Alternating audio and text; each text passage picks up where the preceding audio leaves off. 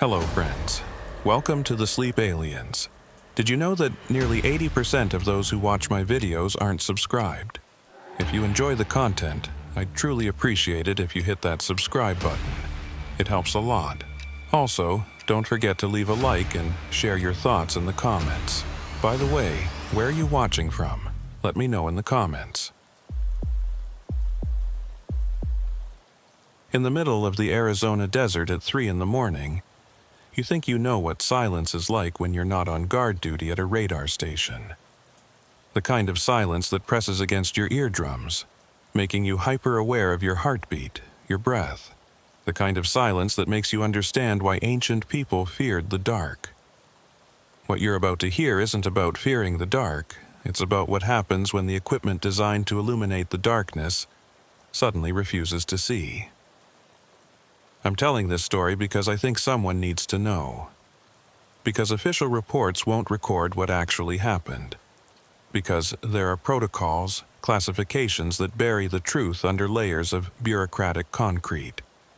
Because 3 radar stations in Arizona experienced the same phenomenon within 6 months, and not a single word about it passed through the chain of command. My name is Zane Holloway. Commander. 23 years in the service. I've overseen radar operations from the Korean Peninsula to the Persian Gulf. I've tracked everything from commercial airliners to experimental drones to weather balloons that weren't weather balloons. I've seen glitches, equipment failures, atmospheric anomalies that would make your head spin. But what happened at Station Kilo 7 outside Yuma wasn't a glitch. It wasn't equipment failure. And it sure as hell wasn't atmospheric. Let me take you back to February 14th, Valentine's Day if you care about that sort of thing. We didn't. Out there, dates blur together into an endless rotation of shifts, coffee that tastes like burnt wire, and the monotonous sweep of radar screens painting the same empty sky over and over. Station Kilo 7 was one of 5 installations monitoring a massive restricted airspace zone. Test ranges, training corridors, areas where experimental aircraft conducted maneuvers the public wouldn't see for another decade. The station itself was nothing special. Concrete bunker partially buried in the hardpan, crowned with a rotating radar array that looked like a giant's dinner plate. Inside, banks of monitors, communications equipment, climate control systems fighting a losing battle against the desert heat. 3-person rotating shifts. 12 hours on, 12 off. You do the math on what that does to your circadian rhythm. That night, I was on with Marisol Vega. She was our lead technician, sharp, competent, had a gift for coaxing performance out of aging equipment that should have been decommissioned years ago. She'd been at Kilo 7 for 18 months. Long enough to know every quirk of the system, every normal anomaly, every expected deviation. Marisol wasn't the type to spook easily. Desert-raised, pragmatic, the kind of person who'd troubleshoot a problem while you were still figuring out there was one. The 3rd member of our shift was supposed to be Renfro, but he'd called in sick. Some stomach thing. So it was just the 2 of us that night, which meant longer stints monitoring individual stations, fewer bathroom breaks, more coffee. I remember thinking how quiet it was. Not unusual. Most nights were quiet, but this felt different. Heavier. Like the air itself had texture. Commander, Marisol said around 22:45 hours. She was at the primary tracking station, me at the communications desk, monitoring interstation chatter and maintaining our link with the regional command center in Phoenix. I've got something odd on the atmospheric readings. Odd how? Temperature gradient. It's dropping fast at altitude. I pulled up the meteorological data on my secondary monitor. She was right.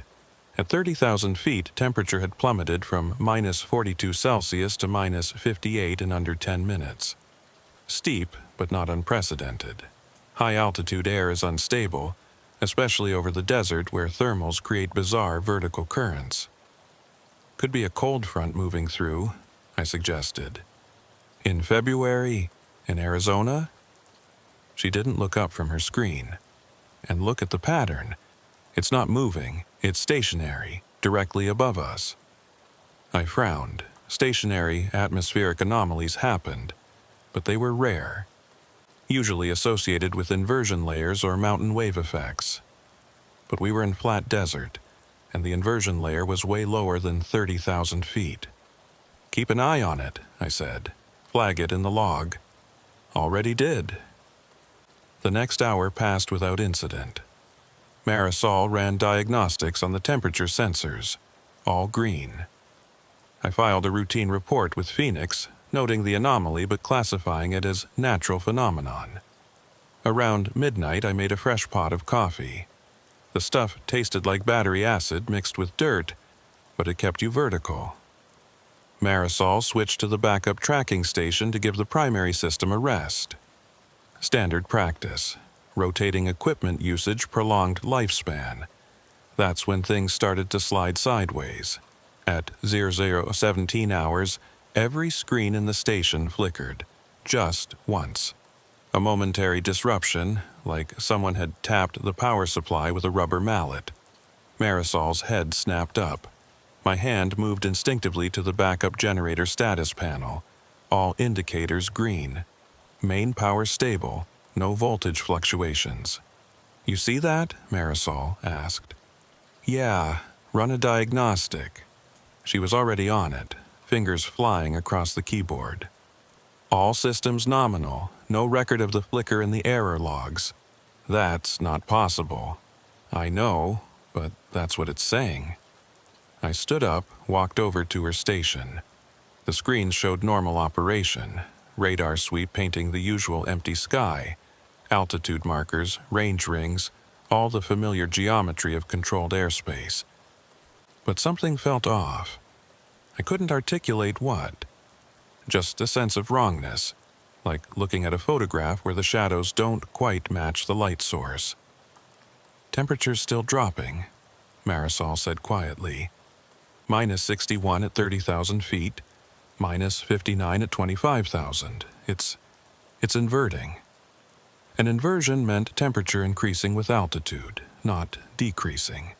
What she was describing was a thermal column, a pocket of progressively colder air reaching down from the upper atmosphere like a finger. I'd never seen one this pronounced, this localized.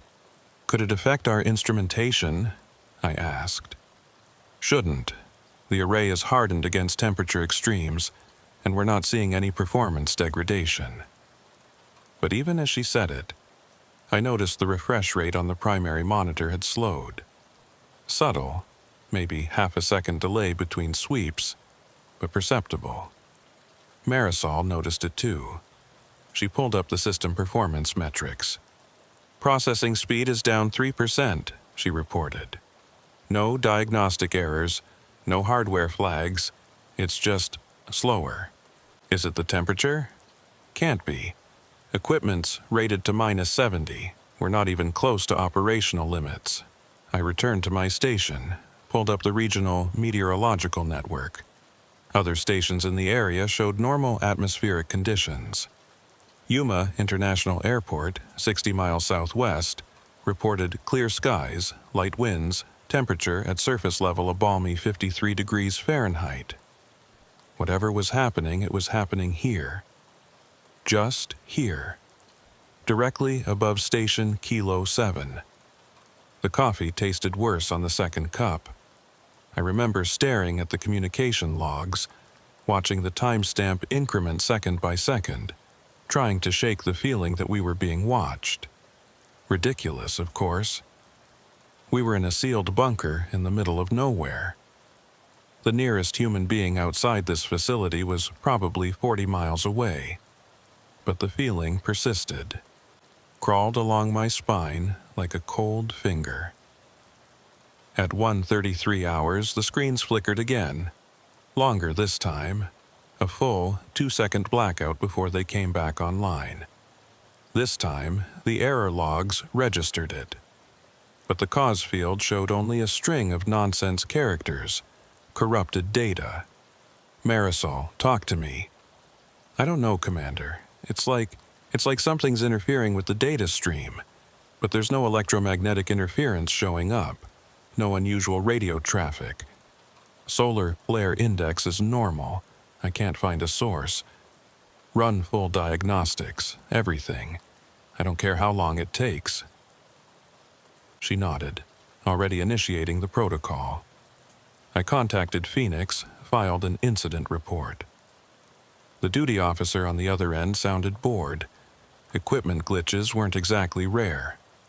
He told me to document everything, submit a full report at shift change, and request a maintenance team if the problem persisted. Standard procedure. I could hear him typing the incident into his log without real interest. By 2 hours, temperature at 30,000 feet had dropped to -72°C. Physically impossible without a massive Arctic air mass, which we definitely didn't have. The cold pocket, because that's what it was now, a discrete column of frigid air, had expanded horizontally.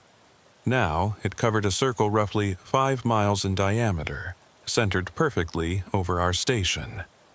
Marisol looked up from her diagnostics. Commander, this is going to sound crazy. I'm listening. The temperature drop, it's not showing up on satellite data. I blinked. What? I pulled the latest GOES satellite imagery. According to the infrared band, the atmospheric temperature above us is normal, but our sensors say it's -72. That's a discrepancy of 30 degrees. Could our sensors be malfunctioning? I just calibrated them. They're accurate, so either the satellite is wrong or... She trailed off. Or something's blocking the satellite from seeing what we're seeing, I finished. We stared at each other. That statement had implications neither of us wanted to explore. I forced myself to think logically. Atmospheric phenomena could create sensor discrepancies. Temperature inversions, particulate matter, humidity gradients, all could affect different types of sensors in different ways. There had to be a rational explanation. But rationality became harder to hold on to when, at 0247 hours, the radar started tracking something. It appeared at the extreme edge of our range, altitude 31,000 feet, speed subsonic, maybe 400 knots, heading directly toward us. No transponder signal, no radio traffic, just a solid return on the primary radar, clean and unmistakable. Marisol, you seeing this? Confirmed, single contact bearing 270, range 48 miles. I immediately contacted Phoenix. Kilo 7 to Regional Command. We have unidentified traffic entering restricted airspace, Sector Charlie 9. The response took longer than it should have. When it came, the duty officer's voice had lost its bored edge. Kilo 7, stand by. Checking scheduled traffic. We watched the contact approach. 35 miles. 30 miles. It maintained constant altitude and speed. Whatever it was heading straight for us with the precision of a guided missile. Phoenix came back. Kilo 7, we show no scheduled traffic in your sector. Can you identify the aircraft type? Marisol was already working the problem. Negative identification. Radar cross-section is consistent with a medium-sized aircraft, but the return it's too clean. No anomalies, no flutter. It's like it's perfectly streamlined. 25 miles, 20 miles. I felt my pulse accelerate. In 23 years, I'd seen unauthorized incursions exactly twice. Both times, they were private aircraft that had strayed off course. Pilots who'd made navigational errors and stumbled into restricted space. Both times, we'd vectored them out, filed reports, and that was that. But those aircraft had responded to radio calls. They'd shown confusion, apologized, corrected course. This one wasn't responding. It wasn't deviating. It was coming. Kilo 7, this is Regional Command. Scramble alert is authorized. Do you want us to launch intercept? I hesitated. Scrambling fighter jets was serious business. Expensive, politically sensitive, and reserved for genuine threats. If this turned out to be some lost Cessna with a dead radio, I'd be filling out paperwork for months. But it wasn't flying like a lost Cessna. Negative, I said. Maintaining observation, will advise. 15 miles, 12 miles. The contact maintained its impossible precision. Not a waver, not a deviation. Like it was on rails. And then, at exactly 10 miles out, it stopped. Not slowed down, not turned. Stopped. The radar return showed it hovering at 31,000 feet, motionless, directly in line with our station. Marisol's fingers froze on the keyboard. I stared at the screen, my brain struggling to process what I was seeing. Aircraft don't hover at 30,000 feet. Helicopters can't reach that altitude. Even VTOL jets need engine thrust to maintain position, which would show up as movement, however slight, as the aircraft constantly adjusted its attitude to counteract wind and gravity. This thing wasn't moving at all. "Phoenix, are you tracking this?" I asked, my voice steadier than I felt. "Affirmative, Kilo 7. We see the contact. Can you confirm it's stationary?" "Confirmed. Zero movement. Altitude 31,000, range 10 miles, bearing 270. Stand by." Marisol looked at me. In the harsh, fluorescent light of the station, I could see the color had drained from her face. "Commander, this isn't possible." "I know." "What do we do?" "We watch it. We document everything. And we wait for orders." But waiting became excruciating. The contact sat there, frozen in space, for 17 minutes. Neither of us spoke. The only sound was the low hum of the equipment and the occasional crackle from the radio as Phoenix consulted with higher authority. I imagined the chain of command lighting up. Watch officers calling supervisors. Supervisors calling commanders. Commanders calling whoever had the clearance and authority to deal with something like this. At 03:14 hours, the contact moved again. But not forward. Upward. The altitude reading began climbing. 32,000 feet. 35,000, 40,000, 45,000. The ascent rate was impossible. Over 3,000 feet per minute.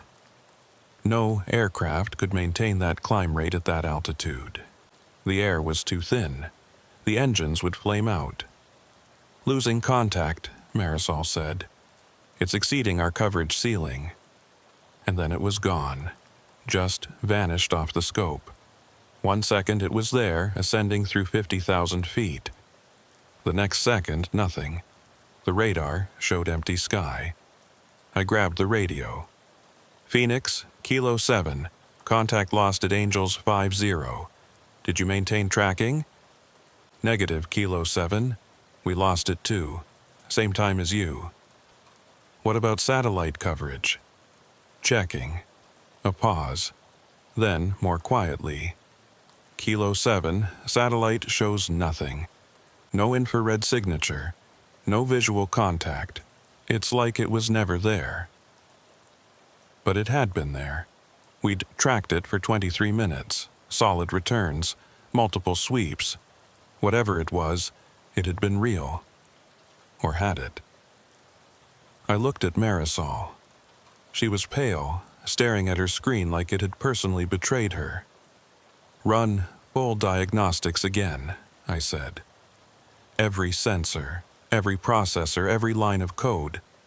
I want to know if we had a system fault." She nodded mutely and began the process. I filed a detailed report with Phoenix documenting everything: the temperature anomaly, the unexplained contact, its impossible behavior. As I typed, I tried to keep my language clinical, factual. But my hands were shaking slightly and I had to backspace more than usual. The diagnostics took 40 minutes. When Marisol finally looked up, her expression was grim.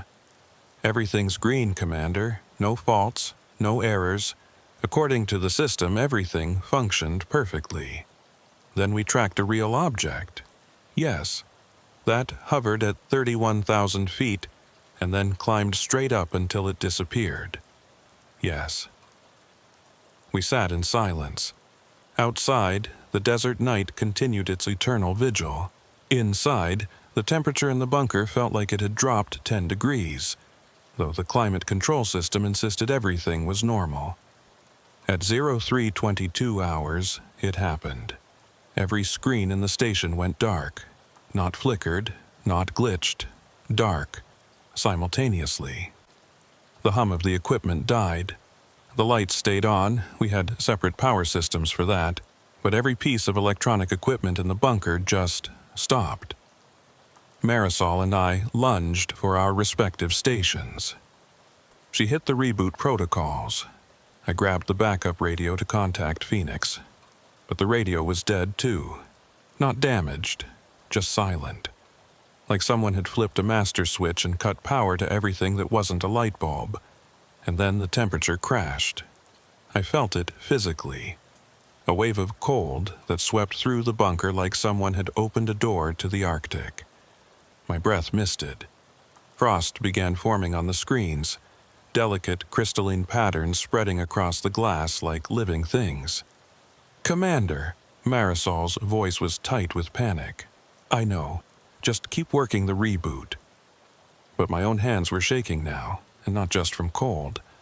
The temperature gauge on the wall, analog, thank God, showed the interior climate had dropped from a comfortable 72 degrees Fahrenheit to 48 in under 30 seconds. Impossible. The bunker's insulation should have prevented that.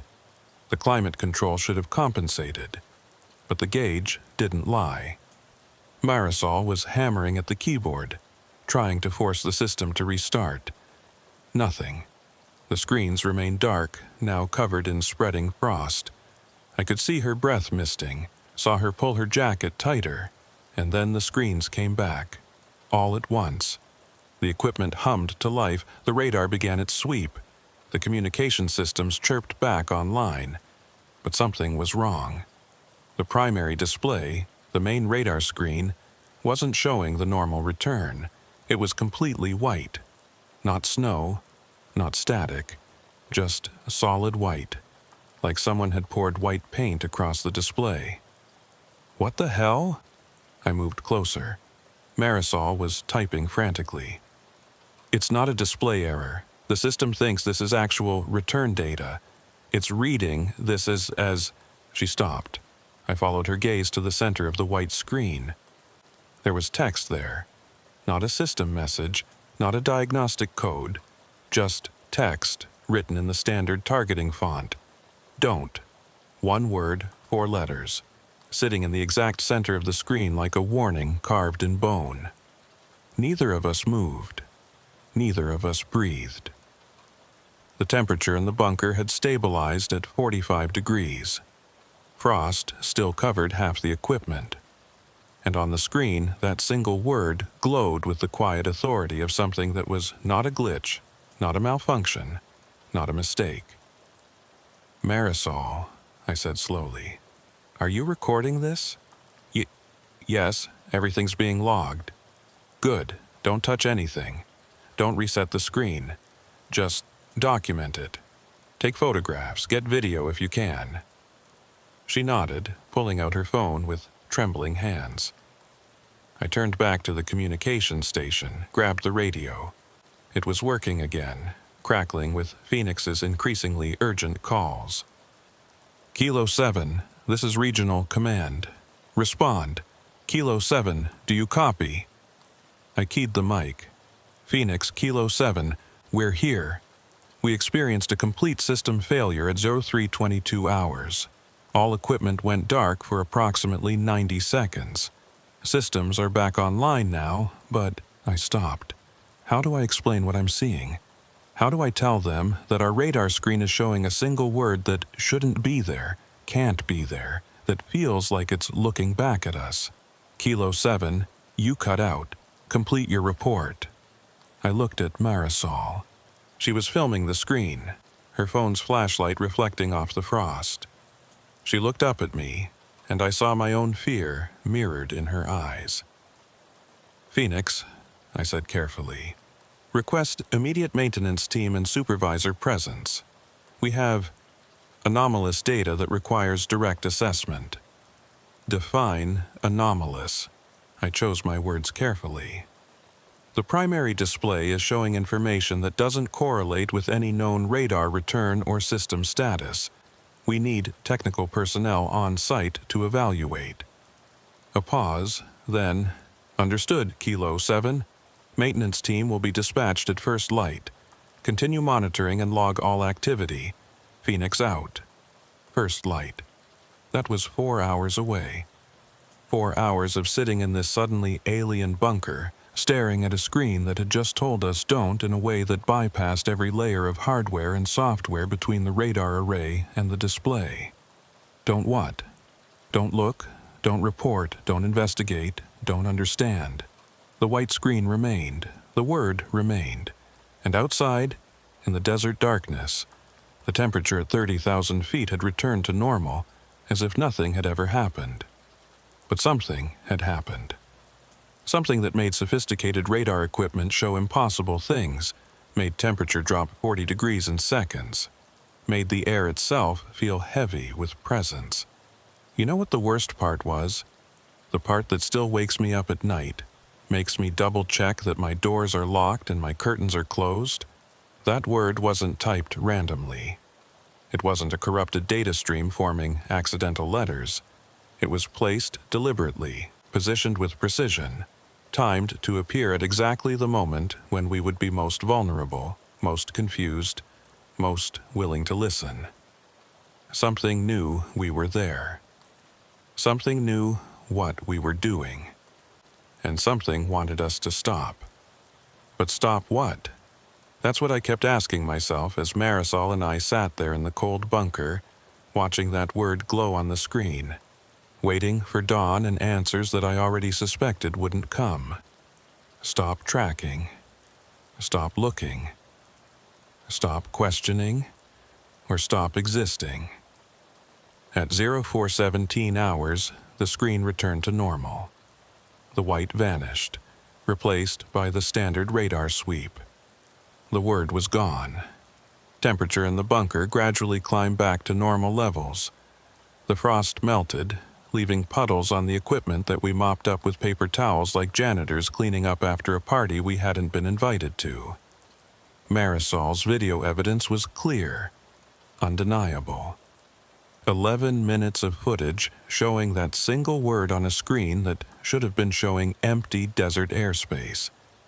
We uploaded everything to the secure server, documented every sensor reading, every timestamp, every anomaly. The maintenance team arrived at 0730 hours, just as our shift was ending.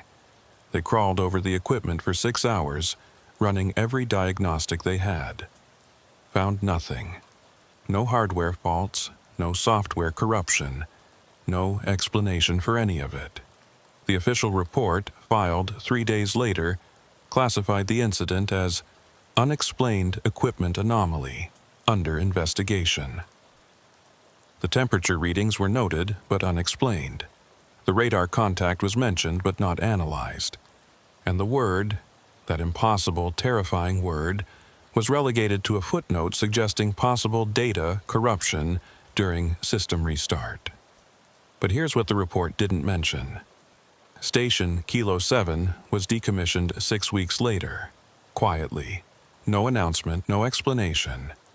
Just a notice that the installation was being repositioned for maintenance optimization. The equipment was stripped out, the bunker sealed, and the site abandoned. Marisol and I were reassigned. Different bases, different states. We weren't told not to talk about what happened, but the implication was clear. This was one of those things that you learn to forget. One of those nights that got filed away in the back of your brain under "don't think about it." But I do think about it. Every time I see a clear night sky. Every time I hear about unexplained aerial phenomena or radar anomalies or pilots reporting things they can't identify. I think about that word. glowing on the screen, positioned with the precision of a scalpel making an incision. Don't.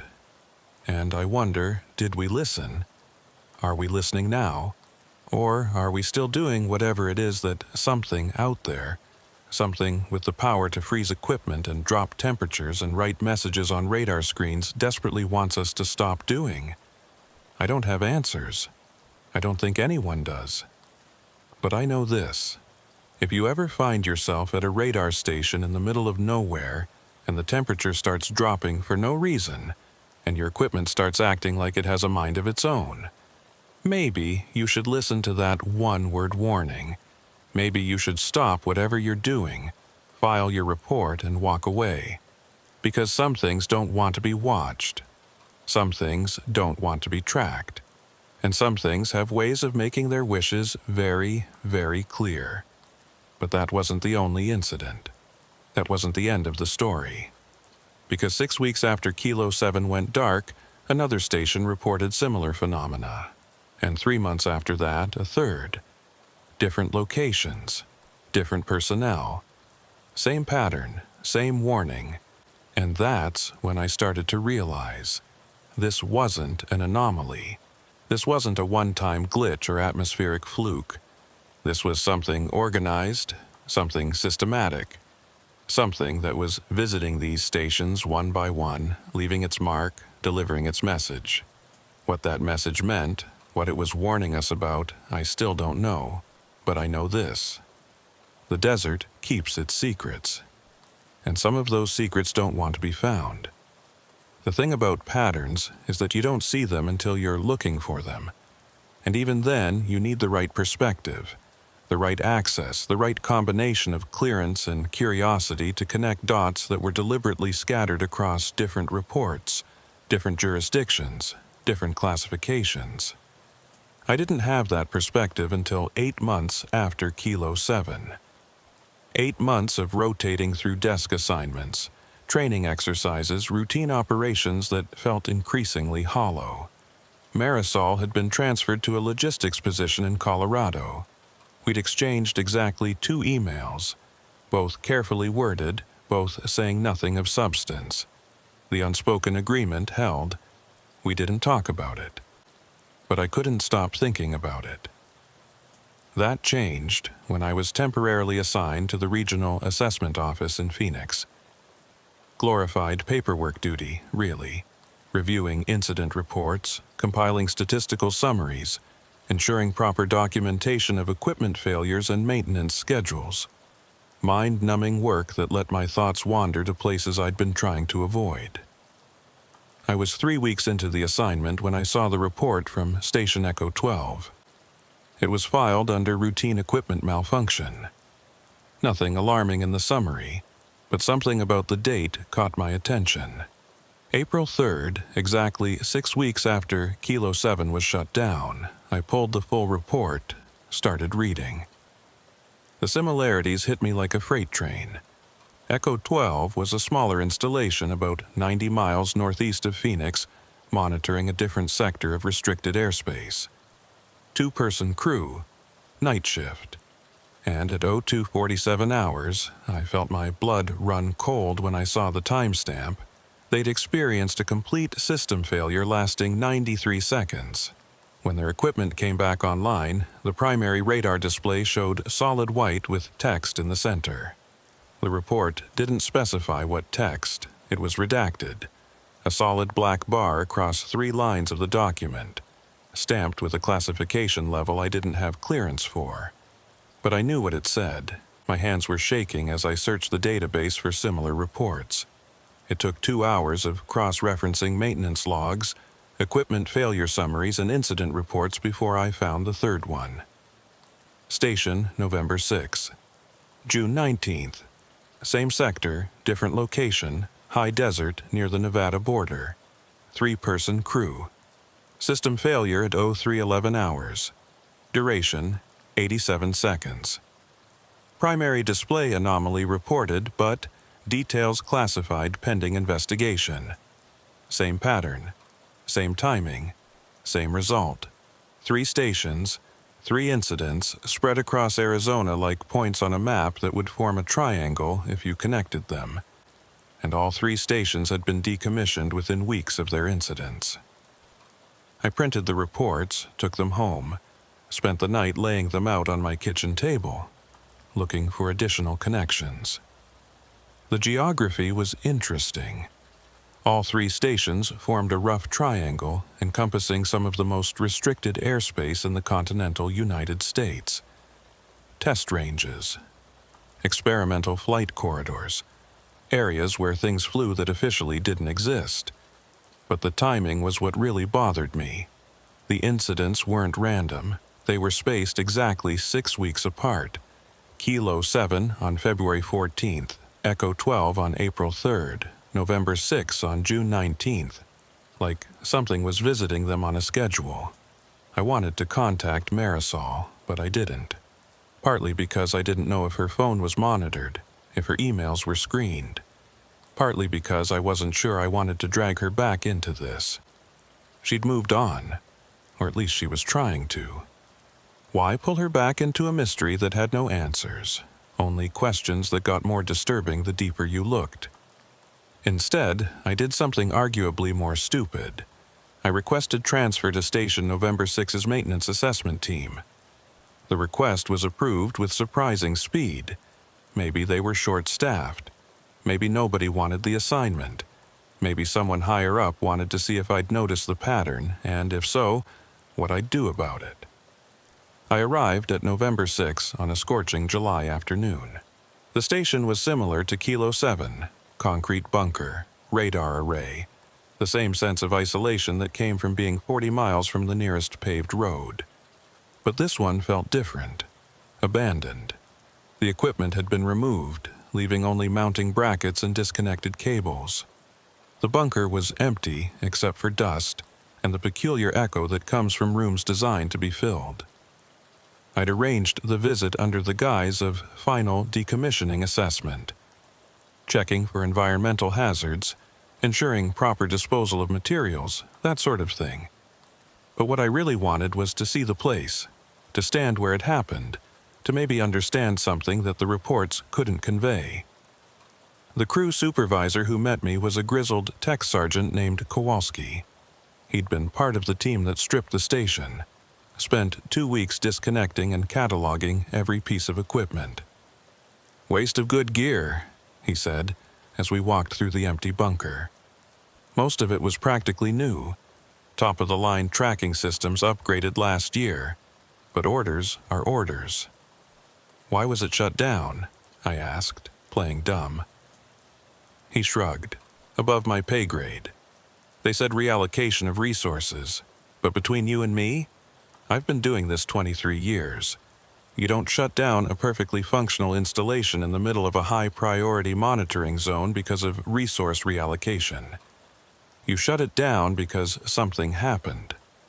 What do you think happened? He looked at me for a long moment. Then he led me to what had been the primary radar station.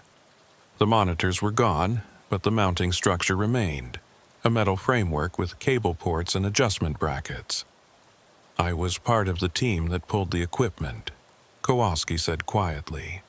The primary display unit, when we removed it, we found something weird. What? Burn marks on the inside, like something had overloaded the display from within, generated enough heat to scorch the internal components. But the weird thing, the burn pattern, it wasn't random. It was too regular, too deliberate. He pulled out his phone, scrolled through photos, showed me one.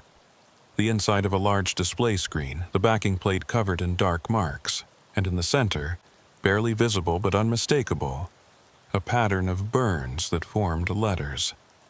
I couldn't read them in the photo, but I didn't need to. "What did it say?" I asked. Kowalski looked at me. "You already know, don't you? That's why you're really here." I didn't confirm or deny, just waited. "It said, 'Don't,'" he finally continued. Just that one word, burned into the backing plate like someone had used a laser engraver. But the display was functioning normally when we arrived.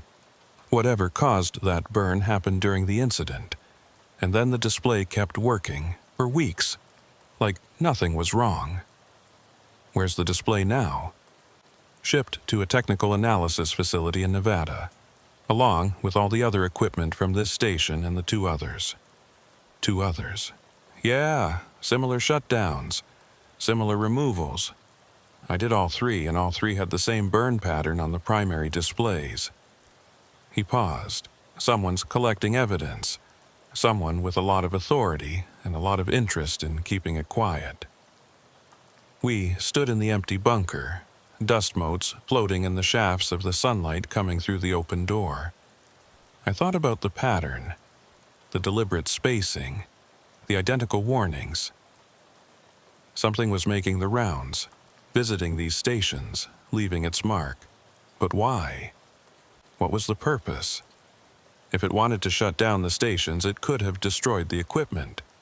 If it wanted to communicate, it could have done more than leave a single word warning.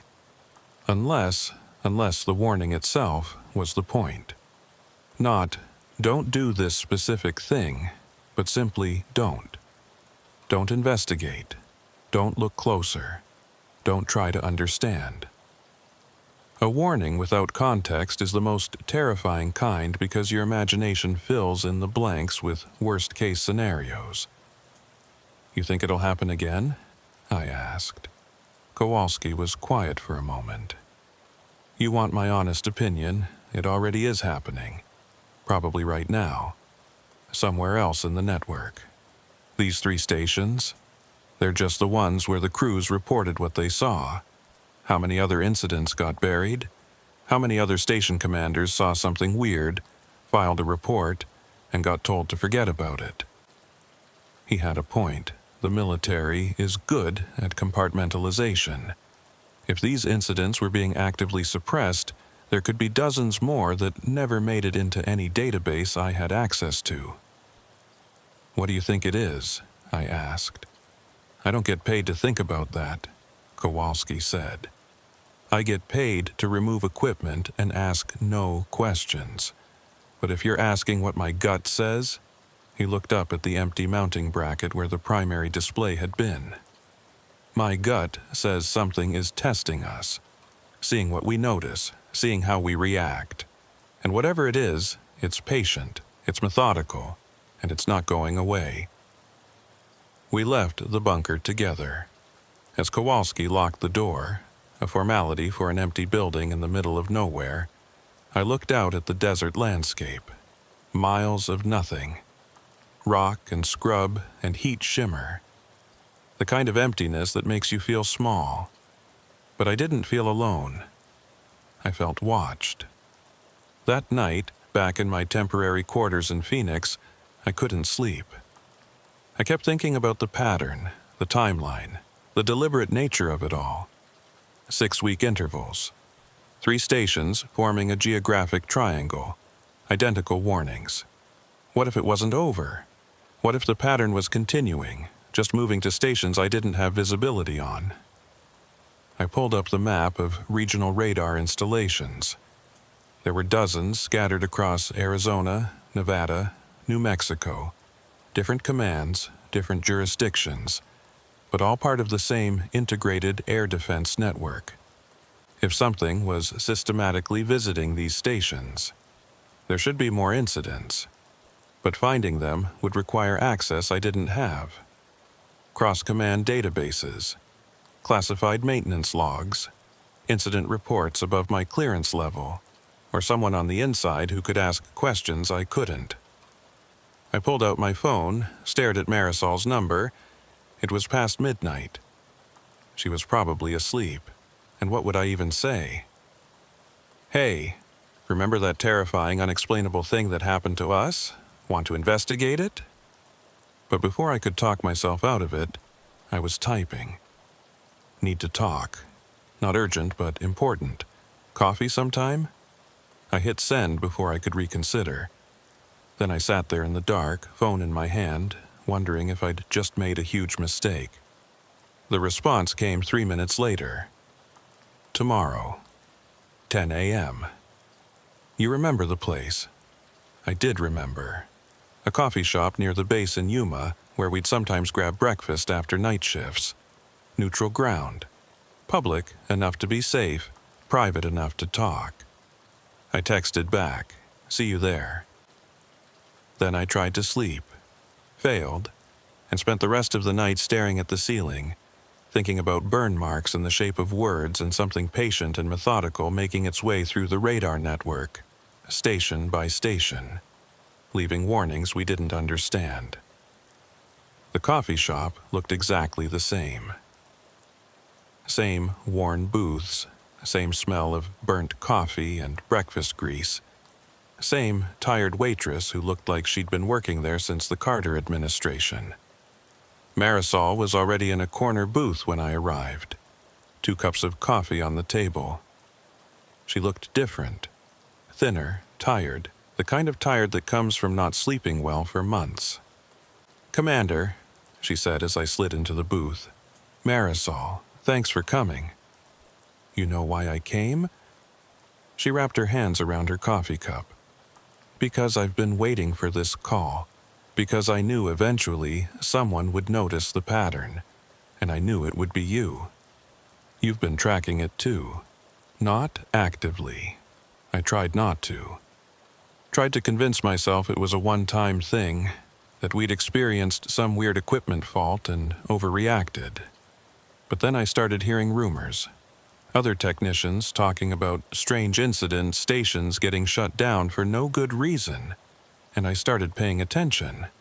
"How many?" I asked. "6, that I've been able to confirm, probably more that I haven't. They're being buried, Zane, classified, redacted, disappeared, but if you know where to look, you can see the pattern." She pulled out a tablet, brought up a map. 6 red dots scattered across Arizona and parts of New Mexico. Kilo 7 was one of them. Echo 12 and November 6 were 2 more. The other 3 were stations I'd never heard of. "They're all in the same monitoring network," she explained. "All tracking the same restricted airspace, and all 6 reported equipment anomalies in the first quarter of this year, all within a 3-month window. 6 weeks apart?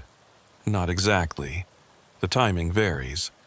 But it's still methodical, like something is working its way through the network systematically." I told her about my visit to November 6, about the burn marks Kowalski had described. She nodded. "I heard about that. Word gets around in the tech community. Someone's collecting the damaged equipment, running analysis, but the results aren't being shared. Whatever they're finding, it's classified so high that even system administrators can't access it." "So we're looking at a coordinated phenomenon," I said. "Something that's targeting specific installations, interacting with the equipment in ways we don't understand, leaving physical evidence that someone is very interested in hiding." "That's the generous interpretation," Marisol said quietly. "What's the other interpretation?" She met my eyes. "That something is sending us a message, and someone in the command structure already knows what it means, which is why they're suppressing it." The implications of that statement settled over me like a cold blanket. If the military brass already knew about this, if they were actively covering it up, then asking questions could be more than just career-limiting. It could be dangerous. "So, what do we do?" I asked. Marisol was quiet for a long moment. Then she said, "There's a station, Delta 4. It's next. How do you know?" "Because I mapped the pattern, the geographic progression, the timing intervals. Delta 4 fits. It's in the right location, it monitors the right airspace, and if the pattern holds, something will happen there in the next 2 weeks. Where is it?" "About 60 miles west of Tucson. Small installation, 2-person crew, night shift rotation." She looked at me. "I know the shift supervisor. We went through training together. If something's going to happen, I can arrange to be there." "That's insane," I said. "You'd be putting yourself directly in the path of what, Zane? We don't even know what this is. Maybe it's equipment failure. Maybe it's atmospheric phenomenon, maybe it's something else. But I want to know, I need to know, because living with the not knowing, it's worse than any answer could be.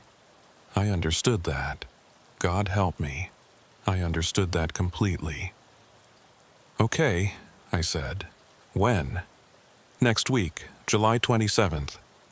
That's when I'm scheduled for a system evaluation at Delta 4. Purely coincidental timing. She smiled grimly. You interested in tagging along? Could use a supervisor for a comprehensive assessment. I'll have to request the assignment. Already did. Request should hit your desk tomorrow morning.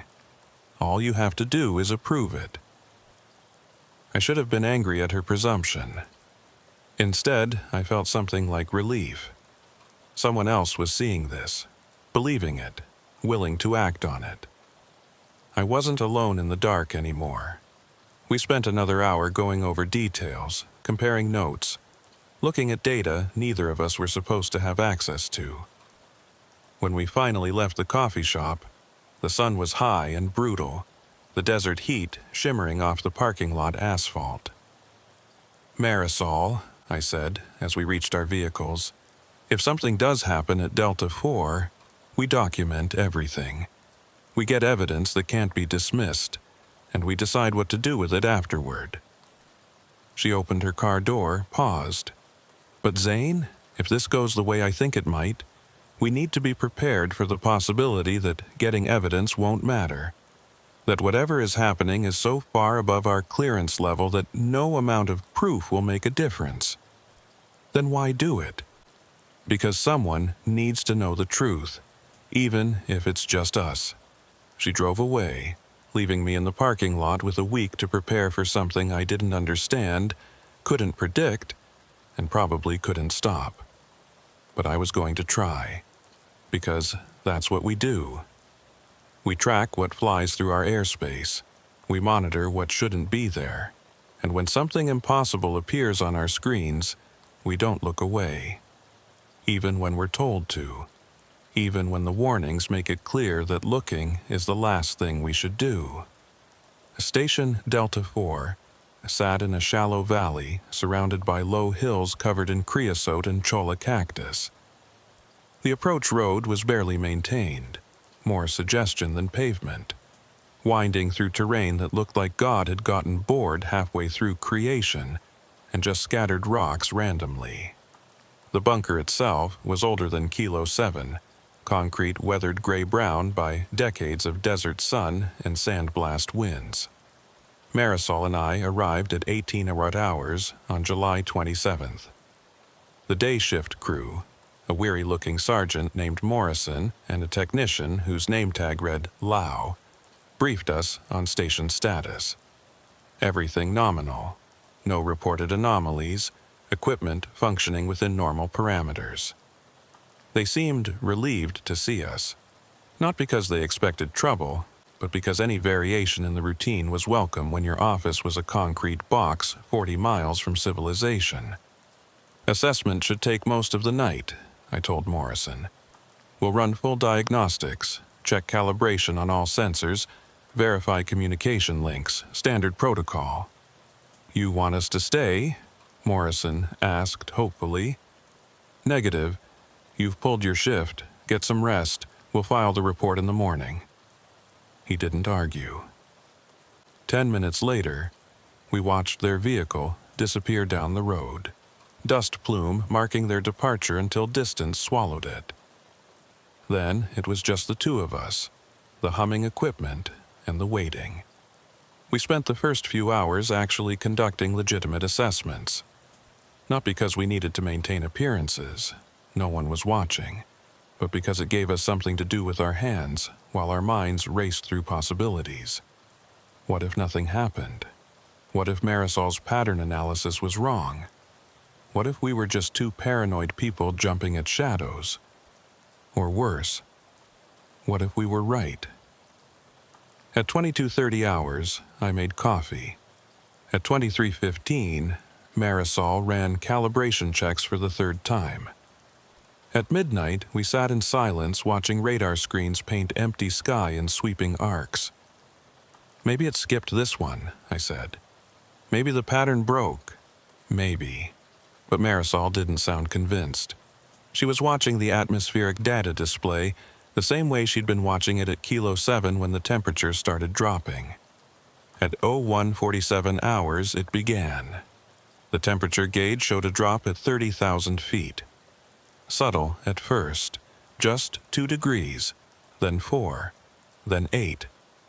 Within 10 minutes, we'd lost 20 degrees at altitude while ground temperature remained unchanged. "Here we go," Marisol said quietly. I contacted the regional command center in Phoenix, filed a report on the atmospheric anomaly. The duty officer sounded bored. Unusual temperature gradients weren't rare. He logged it, told me to monitor and report any changes. I didn't mention that I was expecting changes, that I was sitting in a station that fit a pattern of unexplainable incidents, waiting for history to repeat itself. The temperature continued dropping, 30 degrees below normal, 40, 50. The cold column was forming directly above us, a finger of Arctic air reaching down from the upper atmosphere with impossible precision. At 0233 hours, radar picked up a contact. Bearing 090, range 52 miles, altitude 31,000 feet. Speed subsonic, heading directly toward our position. Marisol's fingers were already flying over the keyboard. Same as Kilo 7, same altitude, same approach profile. I reached for the radio to notify Phoenix, but Marisol put her hand on my arm. "Wait," she said. "Let's see if it follows the same pattern." "Marisol, just wait, please." I waited. We watched the contact approach with that same impossible precision. No waver, no deviation, like it was on rails through the sky. 40 miles. 35, 30. At exactly 10 miles out, it stopped, hovering, motionless, at 31,000 feet, defying every law of aerodynamics I understood. "Recording everything," Marisol said. Her voice was steady, but I could see her hand shaking slightly on the keyboard. The contact remained stationary for 19 minutes. Neither of us spoke. The only sound was equipment hum and our own breathing. Then, at 0308 hours, it began ascending, 3,000 feet per minute. 35,000, 40,000, 45,000. Climbing straight up until it exceeded our tracking ceiling and vanished from the scope. "Phoenix," I said into the radio, "Delta 4 reporting unidentified traffic. Bearing 090, last known altitude angels 50 before losing contact." The response came back after a delay. "Delta 4, we show no traffic in your sector. Are you certain of your reading?" "Affirmative. Solid contact for 27 minutes before loss of tracking." Another pause, then, "Stand by, Delta 4. We're checking satellite coverage." Marisol and I exchanged glances. We both knew what they'd find. Nothing. Because whatever we'd tracked didn't show up on satellite, didn't leave infrared signatures, didn't follow any rules of engagement we understood. At 0319 hours, 3 minutes before it had happened at Kilo 7, every screen went dark. The difference was, this time we were expecting it. The equipment died. Lights stayed on. Temperature in the bunker crashed. I watched my breath mist, watched frost form on the screens with crystalline precision. The silence was absolute. Even the equipment hum was gone. Marisol had her phone out filming. I was watching the temperature gauge drop. 68 degrees, 55, 47, 39. 91 seconds of perfect silence and spreading cold. Then the systems came back. The radar hummed to life. The screens lit up. And the primary display showed exactly what I knew it would show. Solid white, with text in the center. don't. But this time, something was different. As we watched, new text appeared below the first word. Letter by letter, like someone was typing in real time, "Don't follow." The temperature in the bunker stabilized at 41 degrees. Marisol was filming, hands remarkably steady now. I felt frozen, not from the cold, but from the realization that whatever this was, it was aware of us. It knew we were tracking it.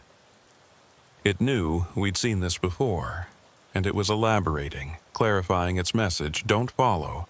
But follow what? The contact on radar? The pattern of incidents? The investigation? New text appeared, "Don't follow, don't look up."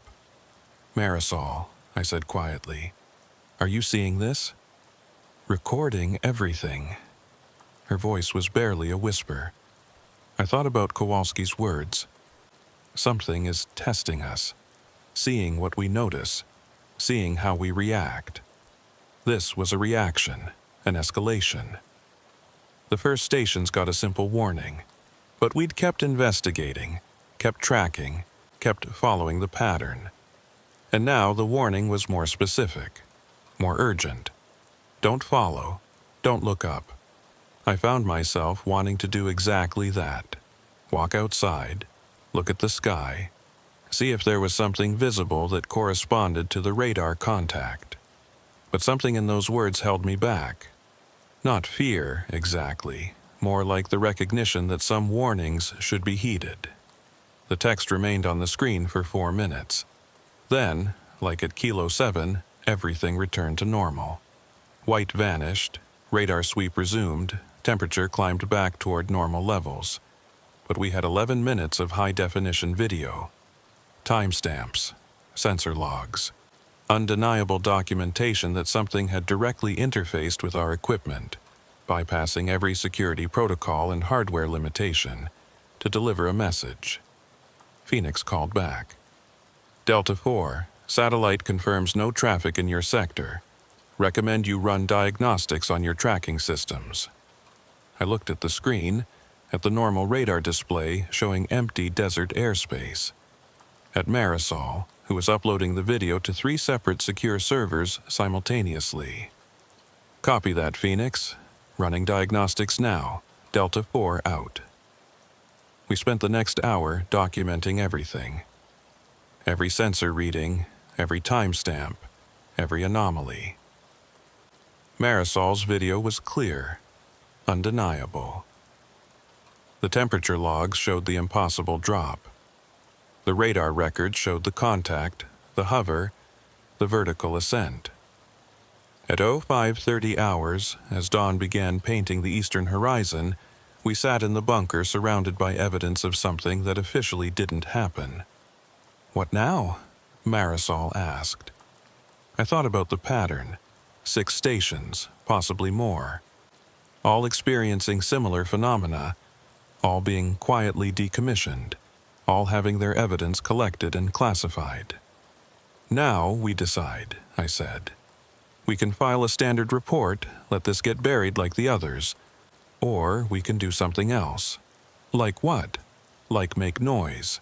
Submit this to the Inspector General, to congressional oversight, go public if we have to." Marisol was quiet for a long moment. "You know what happens if we do that. Court-martial for mishandling classified information, dishonorable discharge, criminal charges maybe." "I know. And you think it would matter? You think anyone would believe us? We'd be labeled conspiracy theorists, crazy veterans, unreliable witnesses. Maybe. Or maybe we'd find out that we're not the only ones who've seen this. Maybe other crews would come forward. Maybe we'd get answers." She stood up, walked to the door, looked out at the lightening sky. Or maybe we'd disappear. Maybe we'd become another file that gets classified and buried.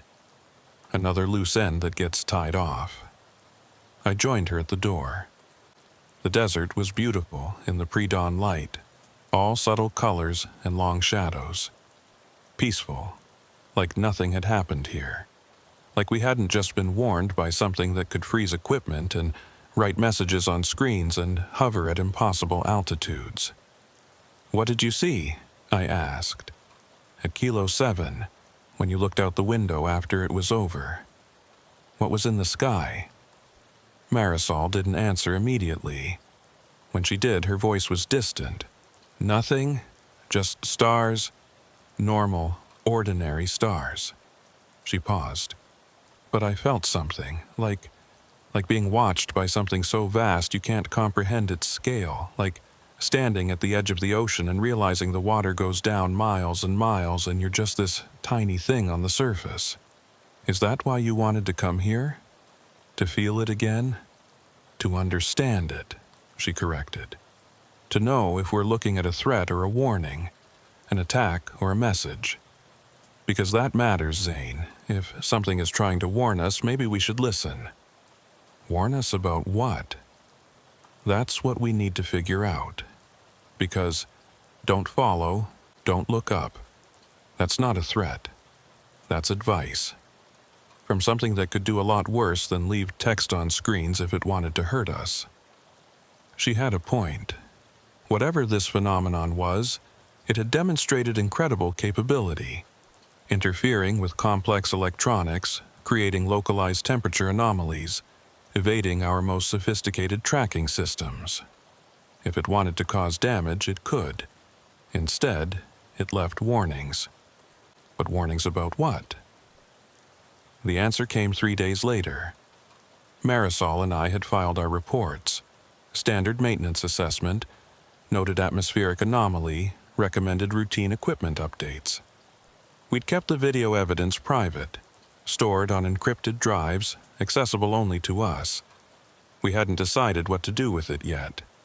That decision was made for us when Station Delta 4 was quietly decommissioned, just like the others. Orders came down from Regional Command. Cease operations, evacuate equipment, seal the facility. No explanation, no discussion. But this time, someone higher up made a mistake. Or maybe it wasn't a mistake. Maybe someone wanted us to see. The decommissioning order included an attachment, a classified briefing document that had been improperly redacted. Whoever had censored it had used digital redaction instead of physical, which meant the text was still in the file, just hidden behind black boxes. Marisol, with her technical expertise, extracted the underlying text in about 30 seconds. The document was an assessment report from an interagency working group. Date: March 15th, 2 weeks after the Kilo 7 incident. Subject: recurring anomalous phenomena in southwestern aerospace defense sector. The report acknowledged the incidents. All of them. Not just the 6 we'd identified, but 12 stations total. Same patterns, same warnings, same unexplained interference with tracking systems. But the conclusions were what made my blood run cold. The assessment determined that the phenomena were non-hostile but persistent attempts at communication by unknown origin. The report recommended cessation of active tracking in affected sectors and strategic limitation of monitoring capabilities to prevent further escalation. In other words, they knew something was trying to communicate, and their response was to stop listening. The rationale was buried in technical language, but the essence was clear. Whatever was appearing on radar, whatever was leaving warnings, was detected only by our most sophisticated tracking systems. The ones designed to spot stealth aircraft, experimental drones, vehicles that weren't supposed to exist. The conclusion: we were seeing something we weren't supposed to see. And it knew we were seeing it. And it wanted us to stop. Not because it was hostile, but because our watching was, in some way the report didn't specify, dangerous. To us, to it, or to something else entirely. "Don't look up" suddenly made terrible sense. Some things exist in blind spots, not because they're hiding, but because being observed changes them, threatens them, or triggers responses we don't want. Like quantum particles that behave differently when measured. like Schrodinger's cat, alive and dead, until you open the box. What if we were observing something that shouldn't be observed? What if our radar, our sophisticated tracking systems, were the equivalent of opening that box? And what if whatever was in the box had found a way to ask us politely but firmly to close it again? Jesus, Marisol whispered, reading over my shoulder. They know. They've known since the beginning. And they're dismantling the stations not because of equipment failure, but to stop us from seeing. Seeing what, though? Whatever's up there. Whatever crosses through that airspace on its own schedule, doing its own thing, that we're not supposed to be able to track. I thought about the pattern of stations, the geographic triangle, the restricted airspace they monitored. Some of the most classified aerospace testing in the world happened in that airspace. Experimental craft, advanced propulsion systems, technologies decades ahead of what the public knew existed, or so we thought. What if some of it wasn't ours? What if some of what flew through that airspace had never been human-made? And what if our tracking systems had only recently become sophisticated enough to detect it? The report ended with a recommendation that sent chills through me. Maintain existing protocol of incident suppression and station decommissioning. Discourage personnel investigation through standard security protocols. Monitor affected personnel for unreliable behavior or unauthorized disclosure attempts. They're watching us, I said. Marisol nodded slowly. They have been since Kilo 7, probably everyone who witnessed an incident. Monitoring for exactly this, us trying to piece it together. So, what do we do? She looked at me. We have evidence, we have documentation. We have a classified report that proves they're covering this up. We could leak it. The video, the reports, everything. And then what? We spend the rest of our lives looking over our shoulders? Discredited, possibly prosecuted, definitely monitored? Or we bury it, forget we saw anything, accept that there are things above our clearance level, above our understanding. Live with the not knowing. I looked out the window at the desert sky. Somewhere up there, something was flying. Something that didn't want to be seen, that had found a way to ask us to stop looking. Something patient and methodical enough to visit a dozen radar stations, leaving identical warnings until the message got through. Don't follow. Don't look up. And the people in charge had listened. They'd shut down the stations, limited our capability to see. Not out of fear, but out of what? Respect? Agreement? Understanding of something we weren't privy to? There's a third option, I said. What? We keep the evidence. We don't leak it, but we don't destroy it either. We maintain it, add to it if more incidents occur, and we wait. Wait for what? For someone else to ask the questions. For the pattern to become too obvious to hide. For whatever is up there to decide that warnings aren't enough. I paused. Or for us to finally get clearance high enough to understand what we're really looking at. Marisol considered this. So we become custodians, keepers of secrets we don't fully understand. Yeah, that's a hell of a burden. It is. She was quiet for a long moment, then, okay, we keep it. We document. We wait. But Zane, if this ever goes public, if someone with the right authority ever starts asking the right questions, we provide everything we have, I finished. Every frame of video, every sensor log, every classified document we've accessed. We become witnesses. Witnesses to what? I looked at the sky again. It was a beautiful morning, clear and infinite, holding secrets that maybe humanity wasn't ready for. Secrets that had found a way to ask us, in plain text on our most sophisticated displays, to give them space. Witnesses to the moment we were told to stop looking, I said. and we actually listened. 3 months later, I received transfer orders. New duty station, different command, far from Arizona and its desert radar installations. Marisol got transferred too. Different location, different assignment. We were being separated. Not punitively, the orders were framed as routine rotations, career advancement opportunities. But the message was clear. No more working together. No more comparing notes. No more investigating. I followed orders. So did Marisol. We sent each other one final encrypted message. Confirmation that we'd both secured the evidence, that we'd both agreed to the pact. Then silence. That was 4 years ago. Since then, I've watched the skies out of habit, monitored incident reports out of curiosity, checked for patterns out of compulsion. There have been other anomalies, other unexplained radar contacts, other stations quietly decommissioned. But never the same pattern, never the same warning. Whatever was visiting those stations in Arizona seems to have moved on. Or maybe it accomplished its goal, made us blink first, made us look away. I don't know if that's a victory or a failure. I don't know if we're safer for not seeing or more vulnerable.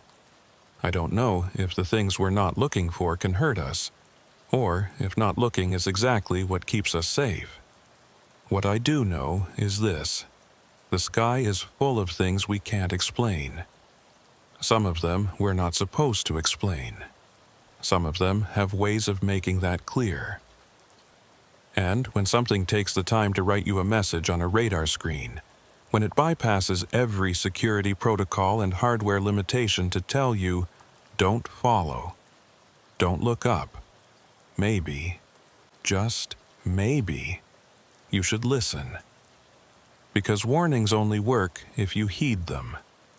And I suspect the next warning, if we ignore it, won't come as text on a screen. It'll come as something we can't turn off, can't reboot, can't explain away as equipment malfunction or atmospheric anomaly. It'll come as proof, undeniable, unavoidable. The kind of proof that changes everything. And I'm not sure humanity is ready for that. I'm not sure I'm ready for that. So I keep the evidence. I maintain the documentation. I wait, and I don't look up. Not anymore. Because some mysteries are meant to stay that way. Some boxes are meant to stay closed. Some questions have answers that cost more than the not knowing. Station Kilo 7 taught me that. The 11 minutes of video taught me that. The text on the screen, those 3 words that have haunted my dreams for 4 years, taught me that. Don't follow. Don't look up, I haven't. And I hope I never have a reason to. They tell you to trust your instruments. In flight school, they drill it into you until it becomes reflex. When your senses lie, when vertigo makes up feel like down, and the horizon tilts at impossible angles, you trust the instruments. The gauges don't lie. The displays don't hallucinate. The data is truth. That was before Gila Bend.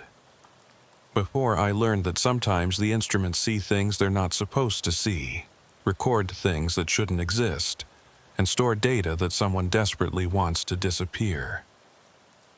My name is Trent Calhoun, former test pilot. Former because after what happened on November 8th, my security clearance was revoked, my flight status suspended, and my career trajectory redirected toward a desk job that keeps me far away from experimental aircraft and even farther from asking questions. But I'm getting ahead of myself. Let me take you back to the beginning, to a morning that started like any other test flight and ended with me questioning everything I thought I understood about what flies through our skies. The Gila Bend Air Force Auxiliary Field sits about 60 miles southwest of Phoenix, carved out of desert so flat and featureless it looks like someone took a level to the entire landscape. It's a training facility primarily, but certain areas are designated for experimental flight testing. New avionics systems, propulsion modifications, sensor arrays that aren't ready for the public eye. The kind of work that happens in restricted airspace under layers of classification that make sure what we test today doesn't show up in aviation journals until a decade later, if ever. I'd been flying test runs out of Gila Bend for 3 years.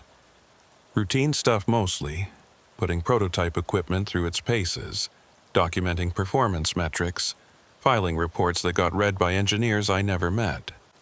It was good flying, challenging enough to stay sharp, mundane enough that you could develop a rhythm.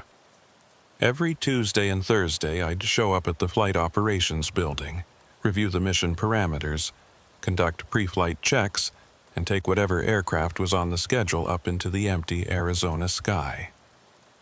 November 8th was a Thursday. The aircraft was a modified F-16D, designation Romeo 7. The modifications were classified, but I can tell you they involved advanced optical tracking systems, cameras and sensors designed to acquire and maintain lock-on targets at extreme range. The test profile was straightforward.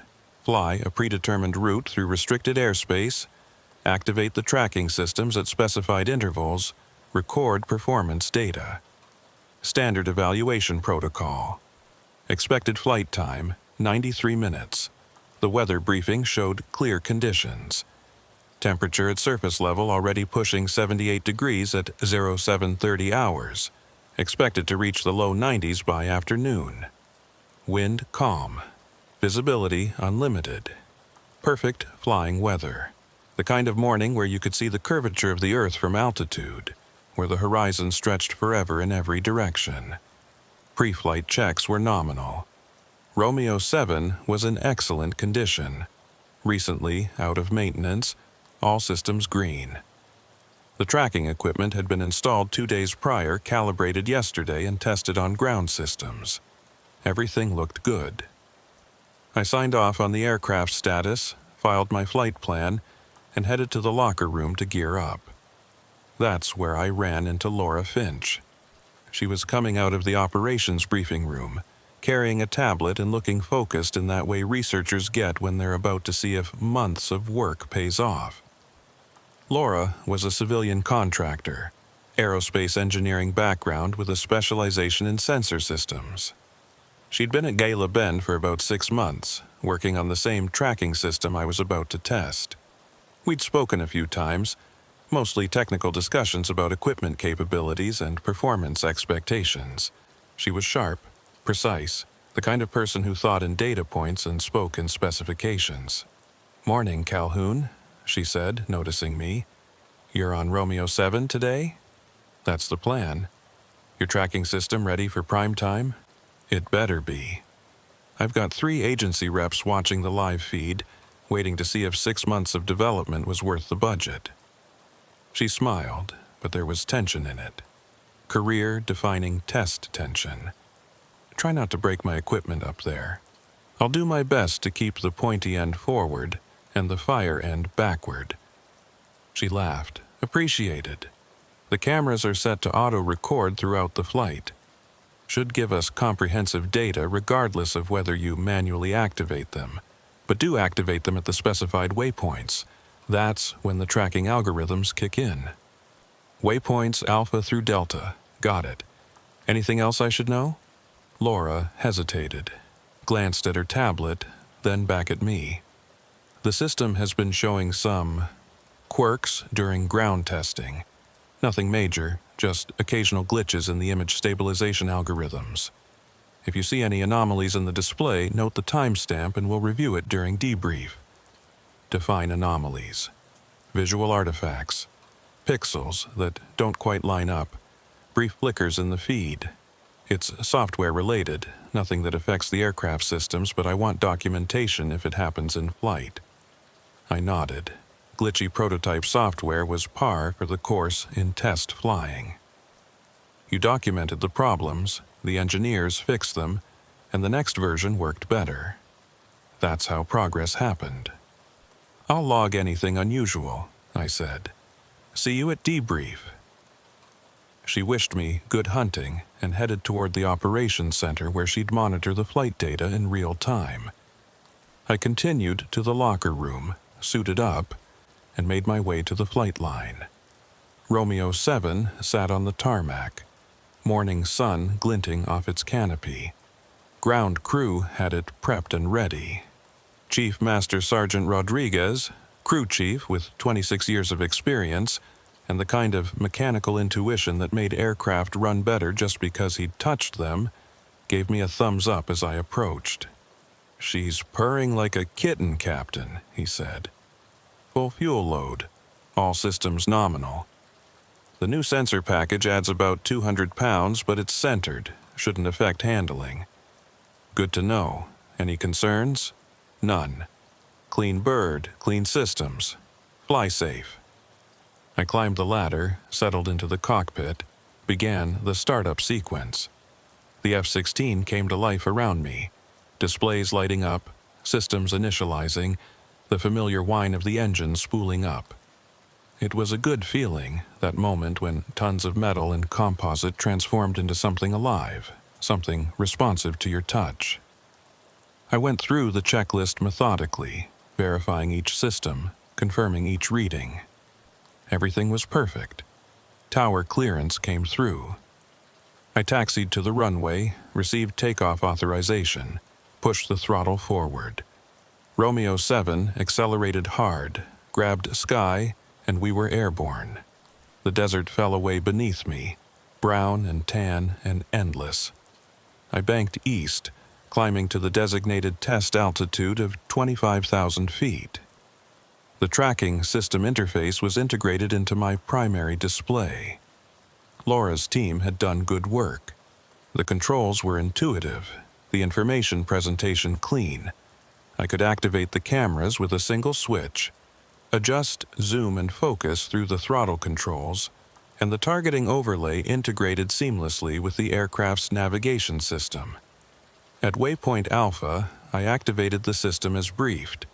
The cameras came online, multiple feeds streaming data to onboard storage. I watched the display, saw the desert terrain rendered in high-definition detail, the tracking algorithms picking out and highlighting potential targets, a vehicle on a distant road, a radio tower near the horizon, a commercial aircraft 30 miles away at higher altitude. "Gila Ops, Romeo 7, I called. Tracking system activated at Waypoint Alpha. All feeds nominal. Romeo 7 Gila Ops, copy activation. Telemetry shows good data link, continue as planned. I flew the route, activating the tracking system at each designated waypoint, noting performance in my kneeboard log. The system worked flawlessly. Acquisition times were fast, lock was solid, image quality was excellent. Laura was going to have a good day. Her agency reps were going to be impressed. It was at Waypoint Delta, approximately 41 minutes into the flight, that I saw it. The tracking system was active, cameras running. I was at 27,000 feet, heading southwest through restricted airspace. Weather was still perfect, not a cloud anywhere. Visibility that stretched forever. I was scanning the display, watching the tracking algorithms do their work, when something caught my eye. Not on the ground, not at distance. Something in the air, at altitude, off my right wing. At first I thought it was another aircraft, but the shape was wrong. It wasn't moving like an aircraft should move. It was just there, hanging in the sky about 2 miles away, slightly below my altitude. I turned my head, looked through the canopy with my own eyes. Still there. Not a reflection. Not an optical illusion. A physical object in the air where no object should be. It looked like a drop of liquid light. That's the best way I can describe it. Imagine mercury suspended in mid-air, but glowing with an internal luminescence that made it simultaneously solid and translucent.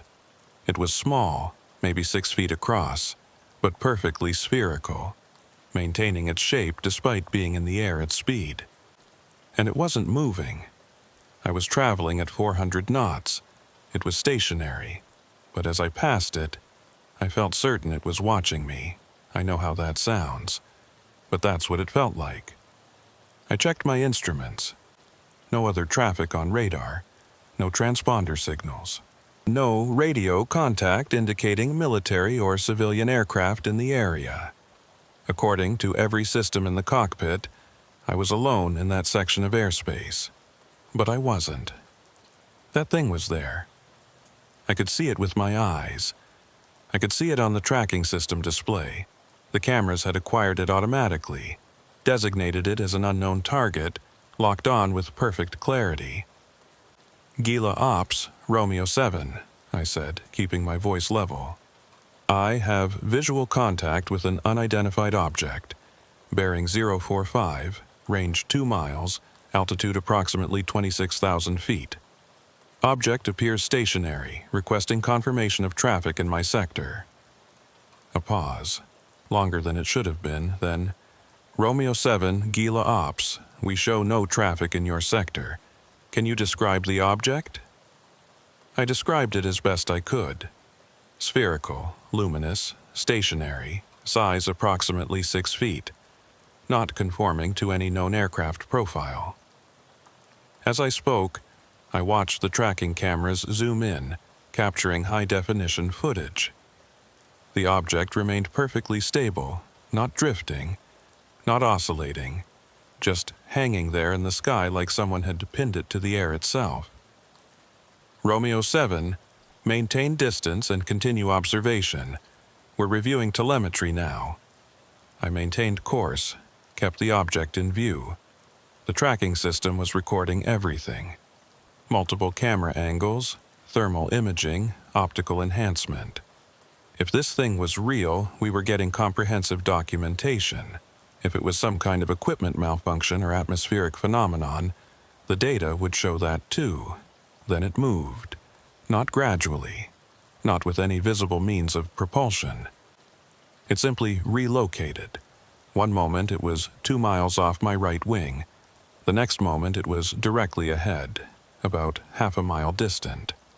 No acceleration, no transition, just instantaneous repositioning, like someone had cut and pasted it from one section of sky to another. My instruments didn't register the movement. Radar showed nothing. But my eyes saw it, and the tracking cameras saw it. The system's target lock broke for a fraction of a second, then reacquired, refocused, zoomed in on the object's new position. Gila Ops, Romeo 7.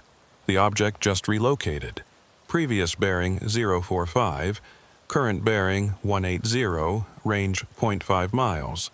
No observed means of propulsion. Request instructions. Another pause. Longer this time. I could imagine the situation room at Gila Operations. People staring at screens, trying to make sense of telemetry that showed one thing while the pilot reported another. When the response came, there was a different voice on the line. Higher authority. Someone senior who'd been called in. Romeo 7, this is Gila. Actual. Maintain observation, but do not approach the object. Can you confirm your tracking system is recording? Affirmative. All cameras recording. Target lock established. Getting clear imagery. Understood. Continue observation for 2 minutes, then break contact and return to base. We're scrubbing the rest of your test profile. RTB immediately following observation period. Copy, Gila Actual, observing for 2 minutes, then RTB. I kept the tracking system locked on the object, watched it hang there motionless in the empty sky. It didn't move again, didn't change, just maintained its position, that perfect sphere of luminous, not quite solid matter, existing in violation of every principle of aerodynamics I'd ever learned. The 2 minutes felt like hours. I watched the clock count down, watched the object maintain its impossible presence, watched the tracking cameras capture frame after frame of high-definition impossibility. At the end of the observation period, I broke contact as ordered, banked away, set course for Gila Bend. The object didn't follow, didn't react. It just stayed there, hanging in the sky behind me, until distance and atmospheric haze made it invisible. The flight back was silent. My radio remained quiet. No chatter from ops, no questions, no updates. Just the standard approach instructions when I entered the pattern. I landed without incident, taxied to the hangar area where Romeo 7 was normally kept. But instead of the usual parking spot, I was directed to a secure hangar on the far end of the field, the one with armed guards at the entrance. Rodriguez met me as I climbed out of the cockpit. His expression was carefully neutral, but I'd worked with him long enough to read the tension beneath it. "Captain," he said quietly, "they want you in debrief immediately, Hangar 3, and they've got some folks here from off-base, suits, the kind that don't introduce themselves. What about the aircraft?" "Already got orders. No one touches it until the security team clears it. Cameras are being pulled now." I looked at Romeo 7. Already, a technician was on a ladder, accessing the sensor package, disconnecting the storage drives that contained all the tracking system footage. Another technician stood nearby with what looked like a secured transport case, the kind with biometric locks and tamper-evident seals. "How long have those orders been in place?" I asked. Rodriguez checked his watch. "Started getting calls about 20 minutes ago, while you were still in the air. Someone made decisions fast." Someone had been monitoring the flight in real time. Someone had seen or heard what happened up there. And someone had immediately activated protocols that suggested this wasn't the first time something like this had occurred. I headed to Hangar 3. The debrief room was cold despite the desert heat outside, air conditioning cranked up high enough to raise goosebumps. Laura was already there, sitting at a conference table with her tablet. Next to her were two men in dark suits, government agents of some variety, though they didn't specify which agency. And at the head of the table was Colonel Hammond, the base commander. I'd seen him maybe twice in 3 years, always from a distance. His presence here indicated this had escalated far beyond a routine test flight incident. "Captain Calhoun," Hammond said, "have a seat. We need to discuss what you observed during today's flight." I sat, gave a detailed account of what I'd seen, keeping my language precise and factual. Object description, behavior, the instantaneous relocation, the tracking system response. Laura took notes on her tablet, but she wouldn't meet my eyes. The two suits remained expressionless, giving nothing away. When I finished, one of the suits spoke. "Captain, you stated the object appeared to be approximately 6 feet in diameter. How confident are you in that assessment?" "Confident." I had visual reference at known range. The tracking system measured it at 6.2 feet. Margin of error is minimal. And you said it was luminous. What was the quality of the light? Not reflecting ambient light, self-luminous, like it generated its own glow. Color was difficult to determine. Somewhere between white and pale blue, but not consistent. It seemed to shift slightly. Did it make any sound? None that I could detect, but at altitude, in a fighter cockpit, I wouldn't necessarily hear it even if it did. The questions continued for 40 minutes. Detailed, specific, probing every aspect of the encounter.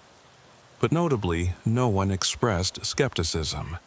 No one suggested I'd seen a weather balloon or misidentified a conventional aircraft.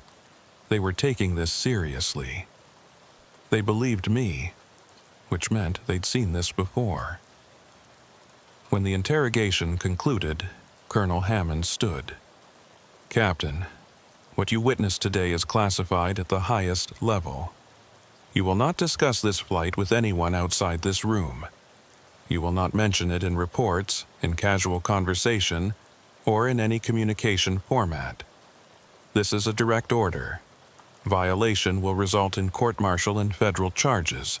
Do you understand? Yes, sir. Good. You're relieved of duty pending security review. Return to your quarters and await further instructions. I looked at Laura. She finally met my gaze, and I saw something in her expression I couldn't quite read. Fear? Confusion? Or maybe recognition? The look of someone who'd just had their worldview fundamentally challenged. The suits left without another word. Hammond followed them.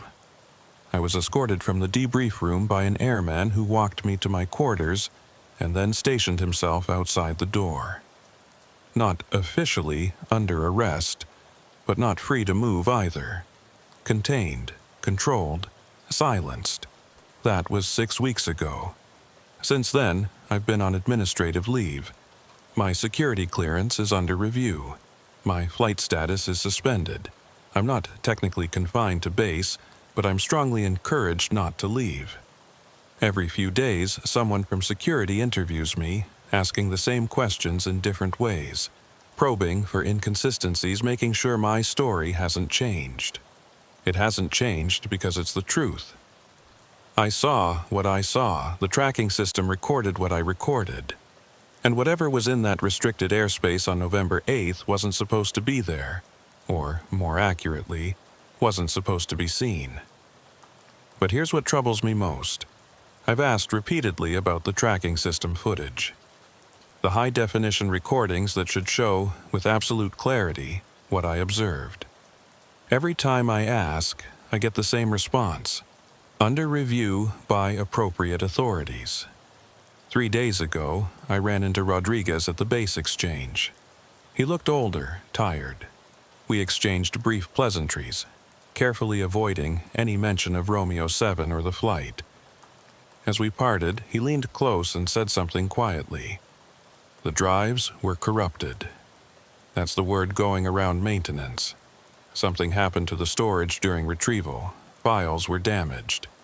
Corrupted, damaged. Convenient words for evidence that becomes inconvenient. Yesterday, I saw Laura Finch again. She was leaving the operations building, carrying a box of personal items.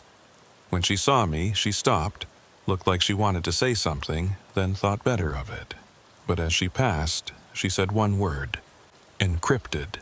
Just that, encrypted. I didn't understand what she meant until last night.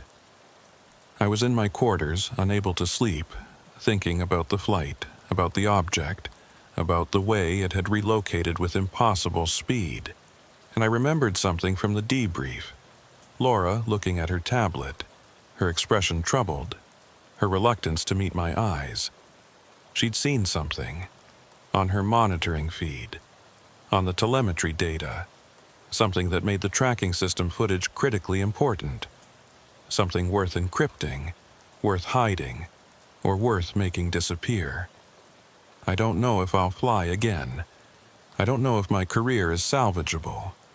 But I know this. On November 8th, at 27,000 feet over the Arizona desert, I witnessed something that defied explanation. Something that existed in violation of physics as I understand it. Something that was documented with multiple cameras and sensors. Evidence that should be irrefutable. Should be. But evidence only matters if someone allows it to be seen. And in the world of classified test flights and restricted airspace and men in suits who don't introduce themselves, sometimes the most damning evidence is the evidence that vanishes.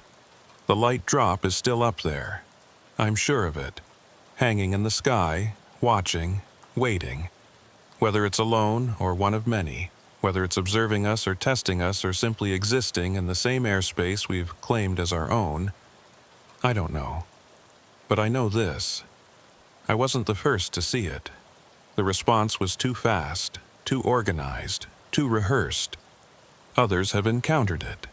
Others have recorded it. Others have had their footage disappear into classification levels that ensure the public never asks questions about what flies through the empty spaces between the stars and the Earth. The desert keeps secrets. The military keeps bigger ones. And somewhere in a secured facility, on drives that officially don't exist, is footage of something that officially never happened. I saw it anyway, and no amount of classification can erase that truth from my memory. Laura Finch found me 3 days after I saw her leaving the operations building. I was in the base gymnasium, one of the few places I was allowed to go unescorted, trying to work off the restless energy that comes from being grounded. She walked in wearing civilian clothes, which was unusual. She scanned the room, spotted me on the weight bench, and approached with the careful body language of someone who doesn't want to be noticed. "Keep lifting," she said quietly, standing nearby as if spotting me. "Don't look at me directly. They're watching." I continued my rep, lowered the bar, reached for my water bottle. Watching where? Everywhere.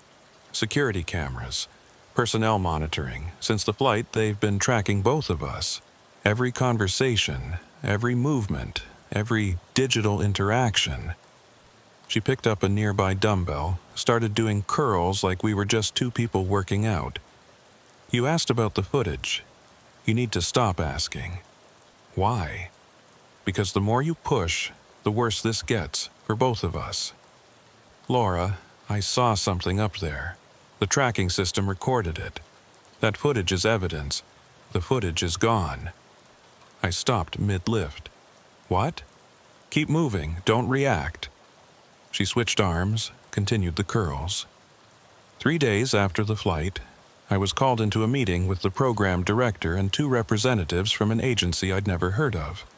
They informed me that the tracking system had experienced a catastrophic storage failure during the flight. All recorded data was corrupted beyond recovery. That's impossible. Multiple redundant storage systems, military-grade drives. The failure rate is, I know, I designed the system. I built in triple redundancy specifically to prevent data loss. But they showed me drive diagnostics that indicated complete failure across all 3 storage units. Simultaneous failure at the same moment. She paused, lowered the weight. "The same moment you reported seeing the object relocate." I processed that. Simultaneous failure of independent systems, coinciding exactly with the phenomenon I'd witnessed. The implication was clear. Either the object had somehow caused the storage failure, or someone had deliberately corrupted the data and fabricated diagnostic reports to make it look like equipment malfunction. "You don't believe it," I said. I didn't, so I looked deeper, pulled maintenance logs, reviewed backup telemetry, checked every technical document I could access. She moved to a different exercise station and I followed, maintaining the pretense of a casual workout. That's when I found the discrepancy. What discrepancy? The drives aren't corrupted. They're encrypted. I felt cold despite the workout heat. Encrypted how? High-level encryption, military grade. The kind that requires classified authorization to implement. Someone accessed the storage drives after they were removed from Romeo 7 before they were delivered to the secure analysis facility.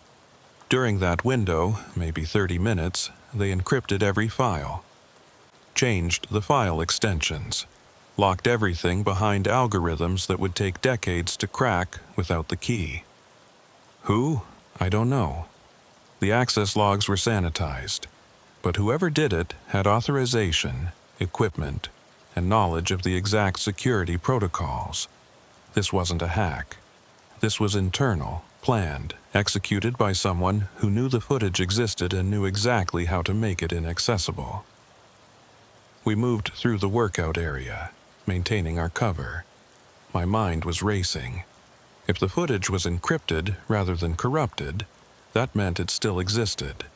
Somewhere in a secure server, on drives that were cataloged and stored according to classified materials protocols, was comprehensive high-definition documentation of what I'd seen. "Can you decrypt it?" I asked. "Not without the key, and the key isn't in any system I have access to." She wiped her face with a towel, checked her watch. But here's what's interesting. I pulled the telemetry data from the flight, the streaming feed that was transmitted in real time to the operations center. It's not encrypted, it's just classified. Very classified. I managed to access it before my clearance was suspended. Suspended? As of yesterday, my contract is being terminated. They're calling it a budget reduction, reassignment of resources, but the timing is obvious. They want me gone before I ask more questions. What did you see in the telemetry? She glanced around, verifying no one was within earshot. The object appeared on the tracking feed exactly as you described. Perfect sphere. Luminous, stationary. The cameras captured it in high resolution across multiple spectrums. Visible light, infrared, ultraviolet. But here's what's interesting. It registered on thermal as cold. Cold? Significantly below ambient temperature. The infrared sensors showed it as a heat sink, not a heat source. Despite appearing luminous to visible light cameras, it was absorbing thermal energy from the surrounding air, creating a localized temperature differential of approximately 40 degrees. That didn't make sense. Luminous objects generate heat. Stars, light bulbs, anything producing visible light also produces thermal energy. But this object had been doing the opposite, glowing while simultaneously cooling its environment. What else? I asked. The spectral analysis showed something unusual. The light it produced wasn't continuous spectrum. It was line emission, specific wavelengths. The pattern was consistent with, well, with nothing natural. It looked almost like a barcode, discrete frequencies in a precise arrangement. A barcode, data encoded in light. A pattern, not random emission.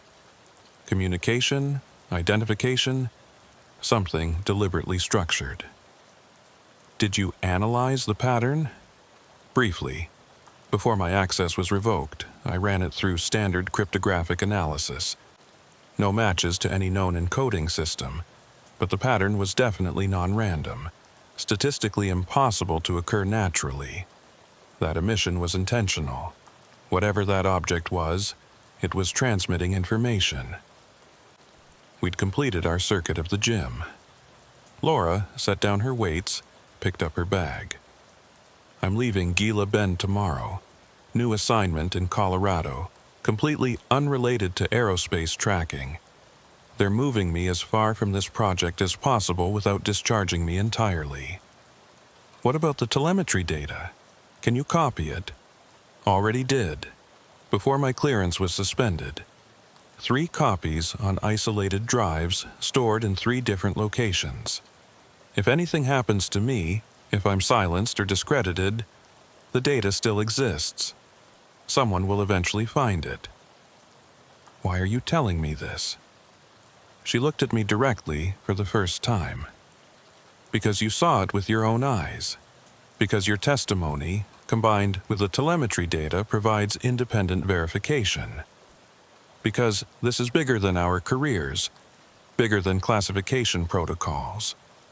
Something is flying in our airspace that we don't understand, and instead of investigating it, studying it, trying to comprehend what it is, we're hiding it, burying it, pretending it doesn't exist. Maybe there's a reason for that. Maybe. Or maybe the reason is just fear.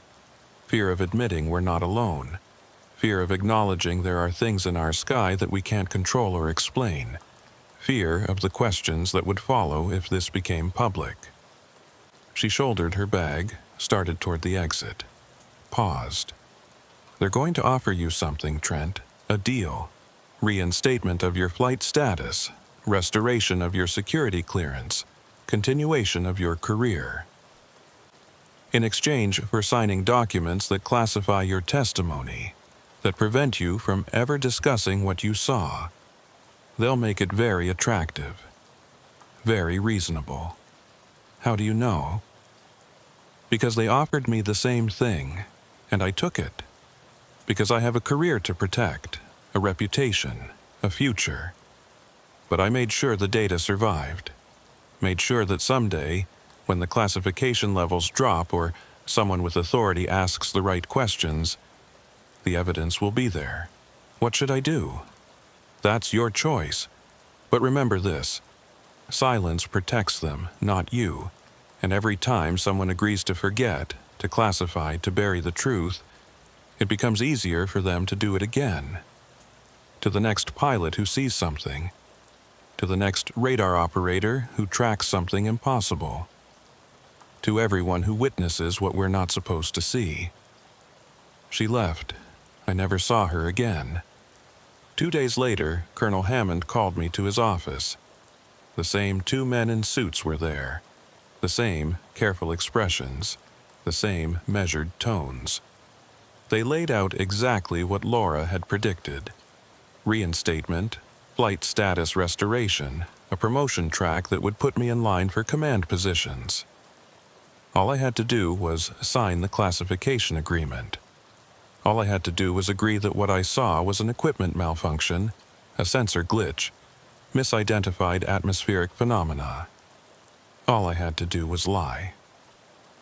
I thought about Laura's words, about silence protecting them, not me, about the footage encrypted and hidden but still existing somewhere in a secure facility, about the telemetry data she'd preserved, copied, distributed, about the pattern in the light that looked like a barcode, information encoded in precise wavelengths.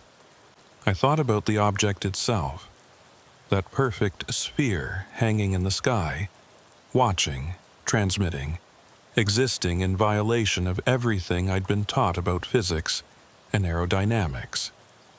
And I thought about the response, the speed of the security protocols, the immediate classification, the encryption of evidence, all suggesting this wasn't new. Others had seen it. Others had been silenced. How many? How often? How long had this been happening? I need time to consider, I said. The suits exchanged glances. Hammond frowned. Captain, this is a generous offer. Your career can continue. This incident can be resolved cleanly, but the offer has an expiration. We need your decision by end of business tomorrow. I understand, sir. I still need time to think. I was dismissed, returned to my quarters, and that night I made a decision that would end my military career. I contacted a lawyer, civilian, someone with no connection to the military, no security clearance, no investment in maintaining the silence. I provided a detailed written statement of what I'd witnessed on November 8th. I documented the encryption of evidence, the classification protocols, the pressure to recant my testimony. I created a record that existed outside the chain of command, outside military jurisdiction. Then I submitted my resignation from the Air Force. The response was swift and predictable. My resignation was accepted immediately, almost suspiciously fast, as if they were relieved to see me go. My security clearance was revoked permanently. I was escorted off base within 24 hours. All my personal effects were searched. All my electronic devices were confiscated and forensically examined to ensure I hadn't retained any classified information. I hadn't. The only record of what I'd seen existed in a lawyer's office, protected by attorney-client privilege, beyond the reach of military classification protocols. But I'd lost everything else. My career, my reputation, my identity as a pilot. The suits made sure word spread through the military aviation community. Calhoun had a breakdown, saw things that weren't there, couldn't handle the stress of test flying. Nobody would say it directly, but the implication was clear. Unreliable, unstable, not to be trusted. That was 4 months ago. I've been living in Phoenix, working a civilian job that pays a fraction of what I made in the Air Force, trying to rebuild something resembling a normal life. But I check the news every day, monitor aviation forums, watch for reports of similar sightings, and occasionally, late at night, I drive out toward Gila Bend, park in the desert, and watch the sky. Last week, I saw her again. Not the same object. This one was larger, maybe 10 feet across, and it was moving, not hovering, traveling east to west at high altitude, visible as a luminous sphere against the stars. I watched it for 11 minutes before it accelerated and vanished from view. Acceleration so fast, it left no trail, no sonic boom, just instant velocity that carried it beyond sight in under 2 seconds. I documented it, time, location, duration, behavior, added it to my growing file of observations. Because Laura was right. Someone needs to maintain the record. Someone needs to document what's being seen and deliberately ignored. Someone needs to ensure that when the classification levels eventually drop, when someone with authority finally asks the right questions, the evidence exists. The encrypted footage is still out there, on drives in a secure facility, locked behind algorithms that prevent access. But encryption can be broken. Keys can be found, or lost, or leaked. And when that happens, when the footage is finally decrypted and viewed, it will show exactly what I saw. Proof. Verification. Undeniable documentation of something that officially doesn't exist. Until then, I watch. I document. I maintain the record. And I wait for the day when silence stops being the easiest option. Because they're still up there. The light drops, the spheres, whatever they are, flying through our airspace, transmitting their precise patterns, existing in ways we don't understand. And every time a pilot sees one, every time a tracking system records one, someone makes the decision to encrypt the evidence, to classify the incident, to ensure the public never asks uncomfortable questions. But decisions like that only work if everyone agrees to stay silent. And I've decided I'm done being silent. My lawyer has the statement. Laura has the telemetry data. And somewhere in the desert, others are seeing what I saw, recording what I recorded, asking the questions that aren't supposed to be asked. Sooner or later, the truth breaks through. Sooner or later, encryption fails. Sooner or later, someone with authority and courage looks at the accumulated evidence and decides that silence has protected nothing except the comfortable lie that we're alone in our skies. I don't know when that day will come, but I know it will come. And when it does, when the Gila Bend footage is finally decrypted and viewed, when the telemetry data is analyzed and understood, when the pattern in the light is decoded, we'll have to confront what we've been hiding from, what we've been classifying and burying and pretending doesn't exist.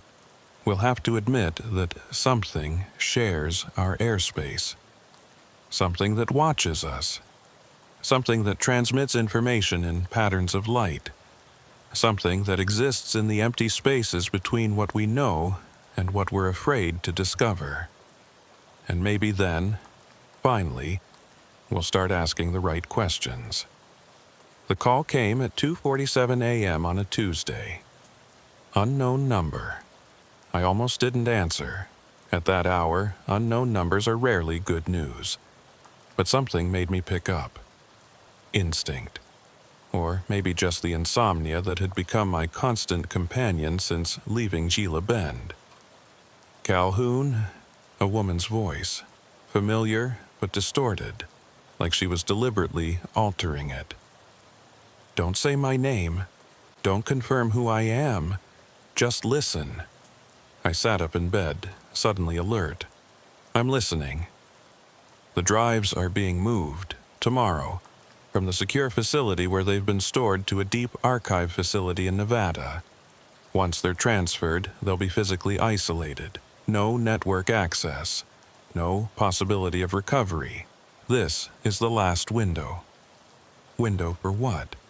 For getting the encryption key. for accessing the footage before it disappears completely. She paused. I have someone on the inside, a technician who's having doubts about what he's been ordered to bury. He's willing to help. But we need someone who knows what's on those drives, someone who can verify the footage once it's decrypted, someone who saw it firsthand. Me. She was asking me to participate in what was essentially theft of classified materials, federal crime, prison time if caught. The end of any chance at rebuilding my life, and she wasn't even giving me time to think about it. Why? I asked. Why risk this?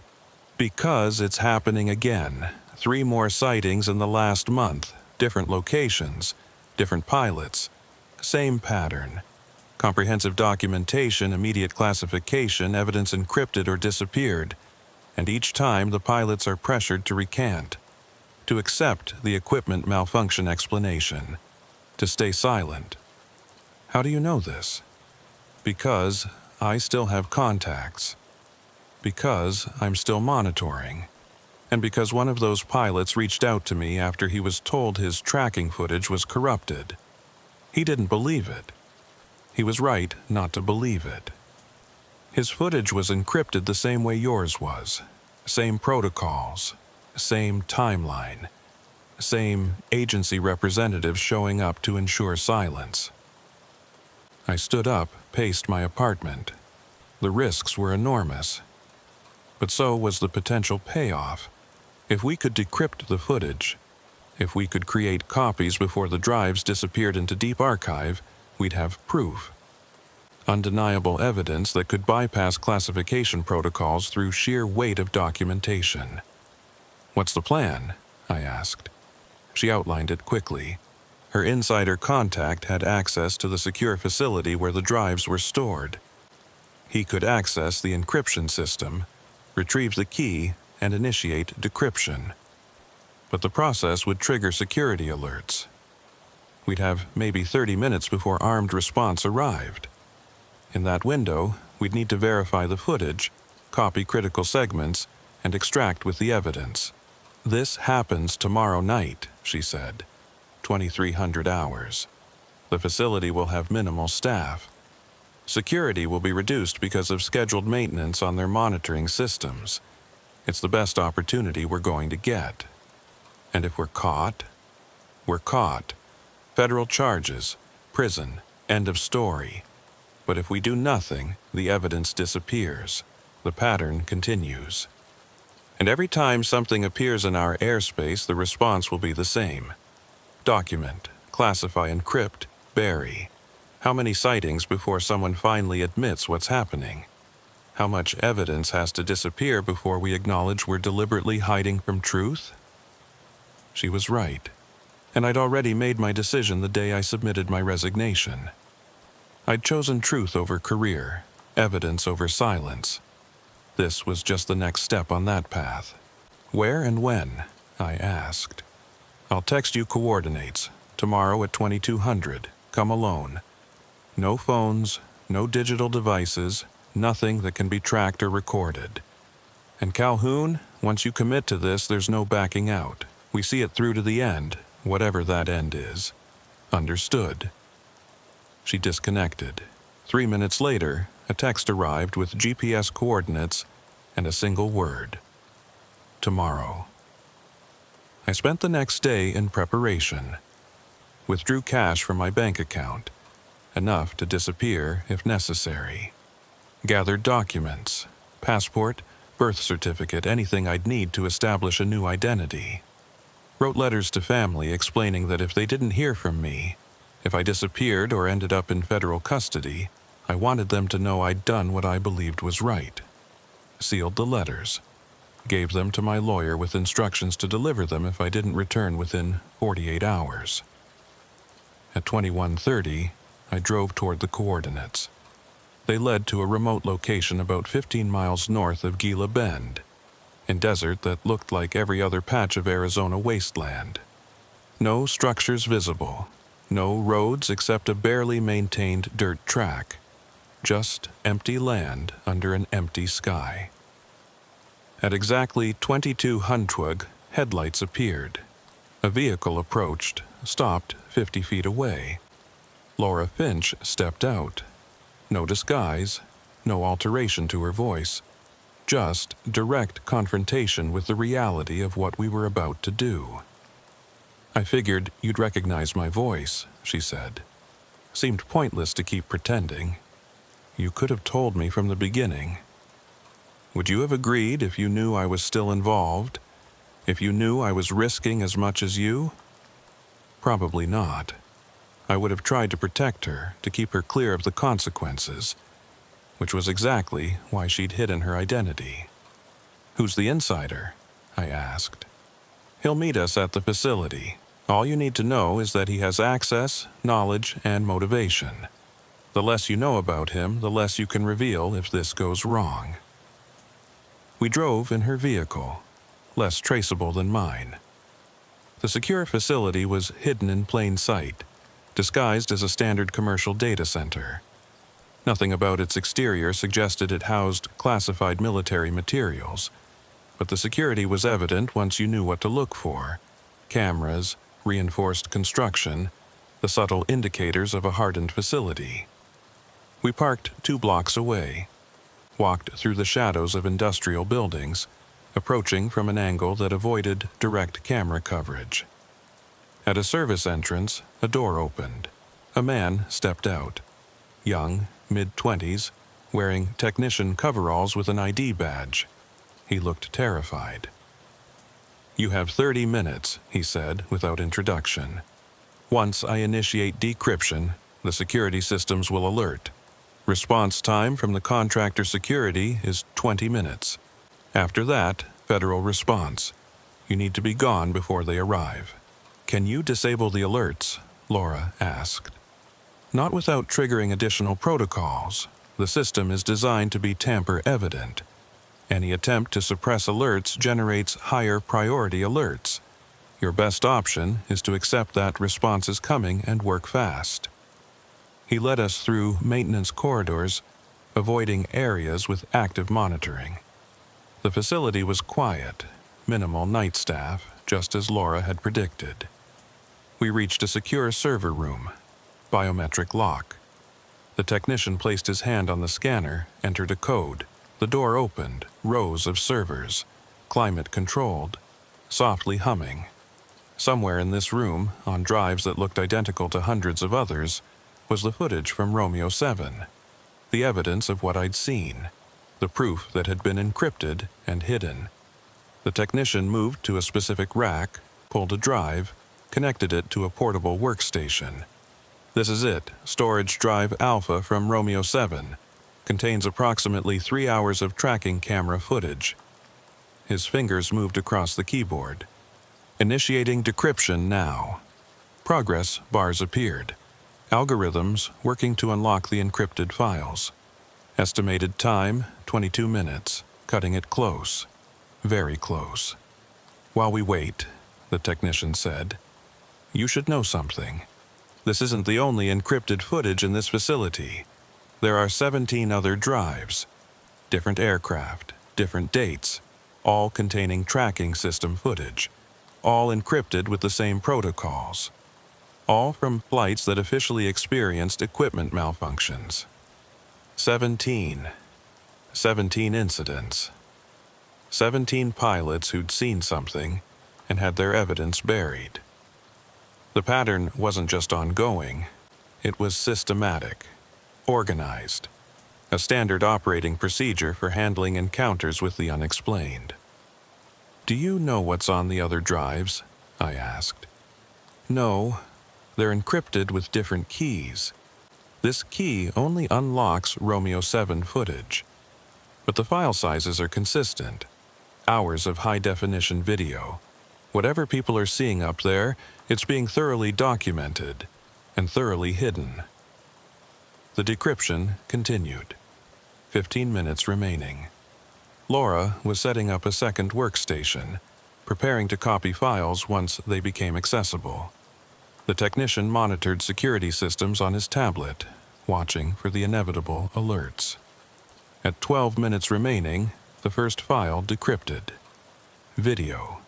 The technician opened it, and there it was, tracking camera footage from my flight on November 8th. The timestamp showed 09:23:47, just after waypoint Delta. The camera was scanning, tracking algorithms searching for targets. And then it acquired something. The object. The light drop. Perfectly spherical, luminous, hanging in the sky exactly as I remembered. There, I said, pointing. That's it. Laura was recording the screen with a separate camera, creating documentation of the documentation. As we watched, the tracking system zoomed in. High-definition clarity.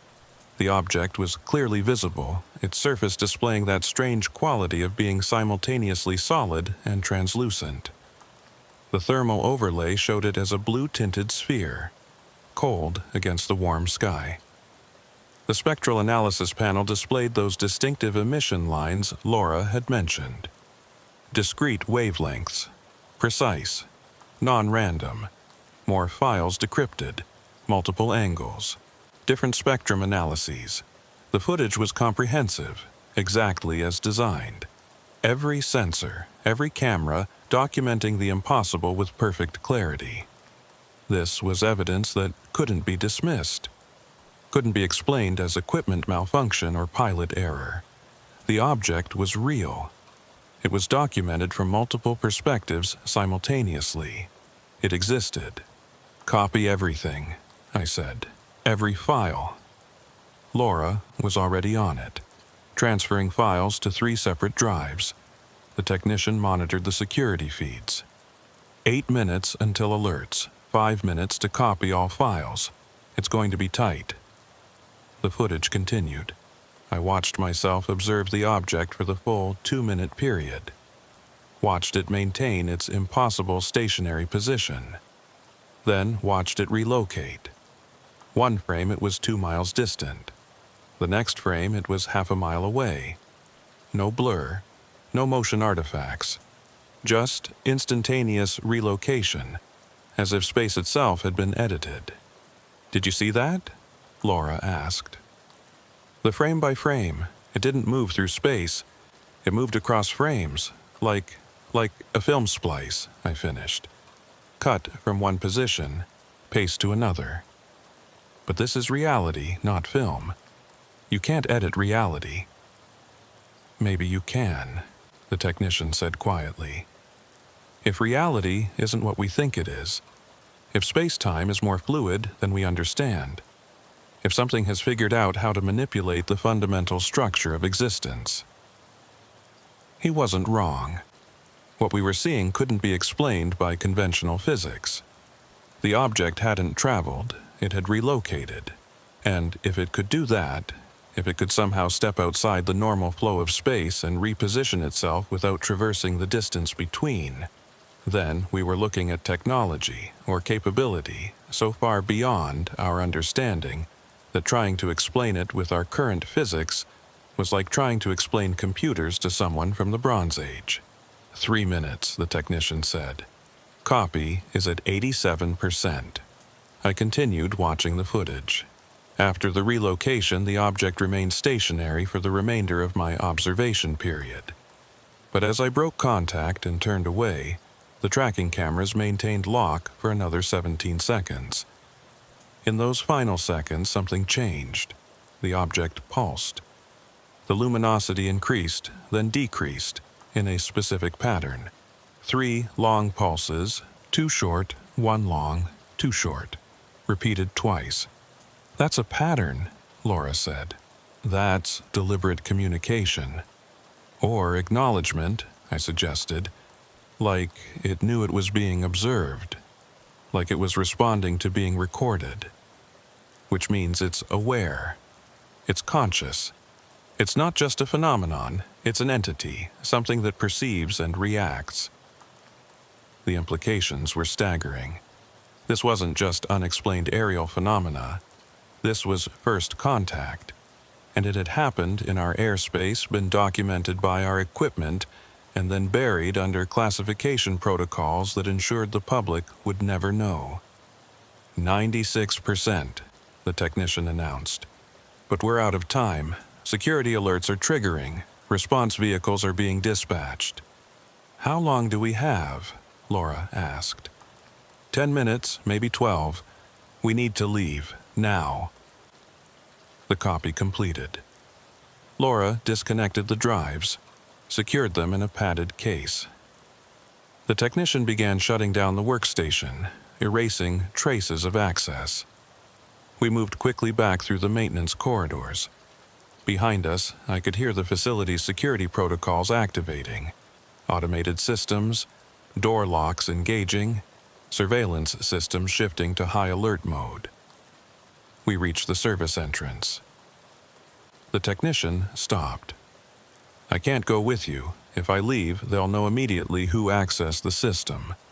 But if I stay, if I'm here when they arrive, I can claim I was responding to the alerts, investigating.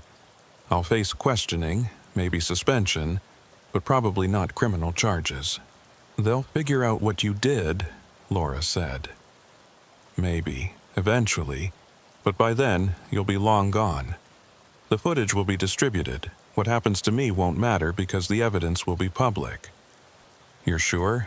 I'm sure. Get out of here. Make sure this wasn't for nothing. We left him there. Ran through the darkness to where Laura had parked the vehicle. Behind us, lights were coming on in the data center, security vehicles approaching in the distance. We drove away, keeping speed reasonable, avoiding attention. Just 2 people leaving an industrial area late at night. Nothing suspicious. Nothing worth noticing. Until 3 blocks away, when Laura pulled into an empty parking lot, opened the case, and removed one of the drives. She handed it to me. Take this, go separately. If they catch one of us, the other might still make it. The footage needs to survive. Where are you going? To distribute the other 2 copies. One to a journalist I trust. One to a former colleague at NASA who has the resources to analyze the spectral data. You take yours to whoever you think can amplify it. Someone with reach. Someone who can't be silenced by classification protocols. Laura, we knew this was the end game. Once we decrypted that footage, once we copied it, there was no going back. They'll come after us. Federal warrants, espionage charges, but the footage will be out there. Multiple copies, multiple analysts, too distributed to suppress. She was right. We'd crossed the line. Stolen classified materials. Violated federal law. But in doing so, we'd created something that couldn't be buried. Proof of what flies through our skies, evidence of what's being hidden. Documentation of first contact with something we don't understand. Where do we meet? I asked. After this is distributed. We don't. Meeting creates a pattern they can track. We stay separated. If one of us is compromised, the others remain free. Better survival odds that way. This is really it? This is really it. Whatever happens next happens. But the truth is out there now. That's what matters. We separated. I drove north, heading toward Flagstaff, where I knew a technology journalist who'd been investigating government secrecy for years. Laura drove west, disappearing into the Phoenix metro area. Behind us, federal response was ramping up, agencies coordinating, manhunts being organized. But the footage was out, copied 3 times, being carried by 3 people moving in 3 directions, and within hours, it would be in the hands of people who could ensure it spread beyond the reach of classification. I delivered my copy to the journalist at 0417, explained briefly what it was, where it came from, why it mattered. He took the drive with shaking hands, understanding immediately what he was holding. Evidence that would either make his career or end his life. He promised to analyze it, verify it, and distribute it through channels that couldn't be shut down by government pressure. Then I disappeared, used cash to buy a bus ticket to Colorado, changed buses 3 times, paid for everything in cash, used no electronics, left no digital trail.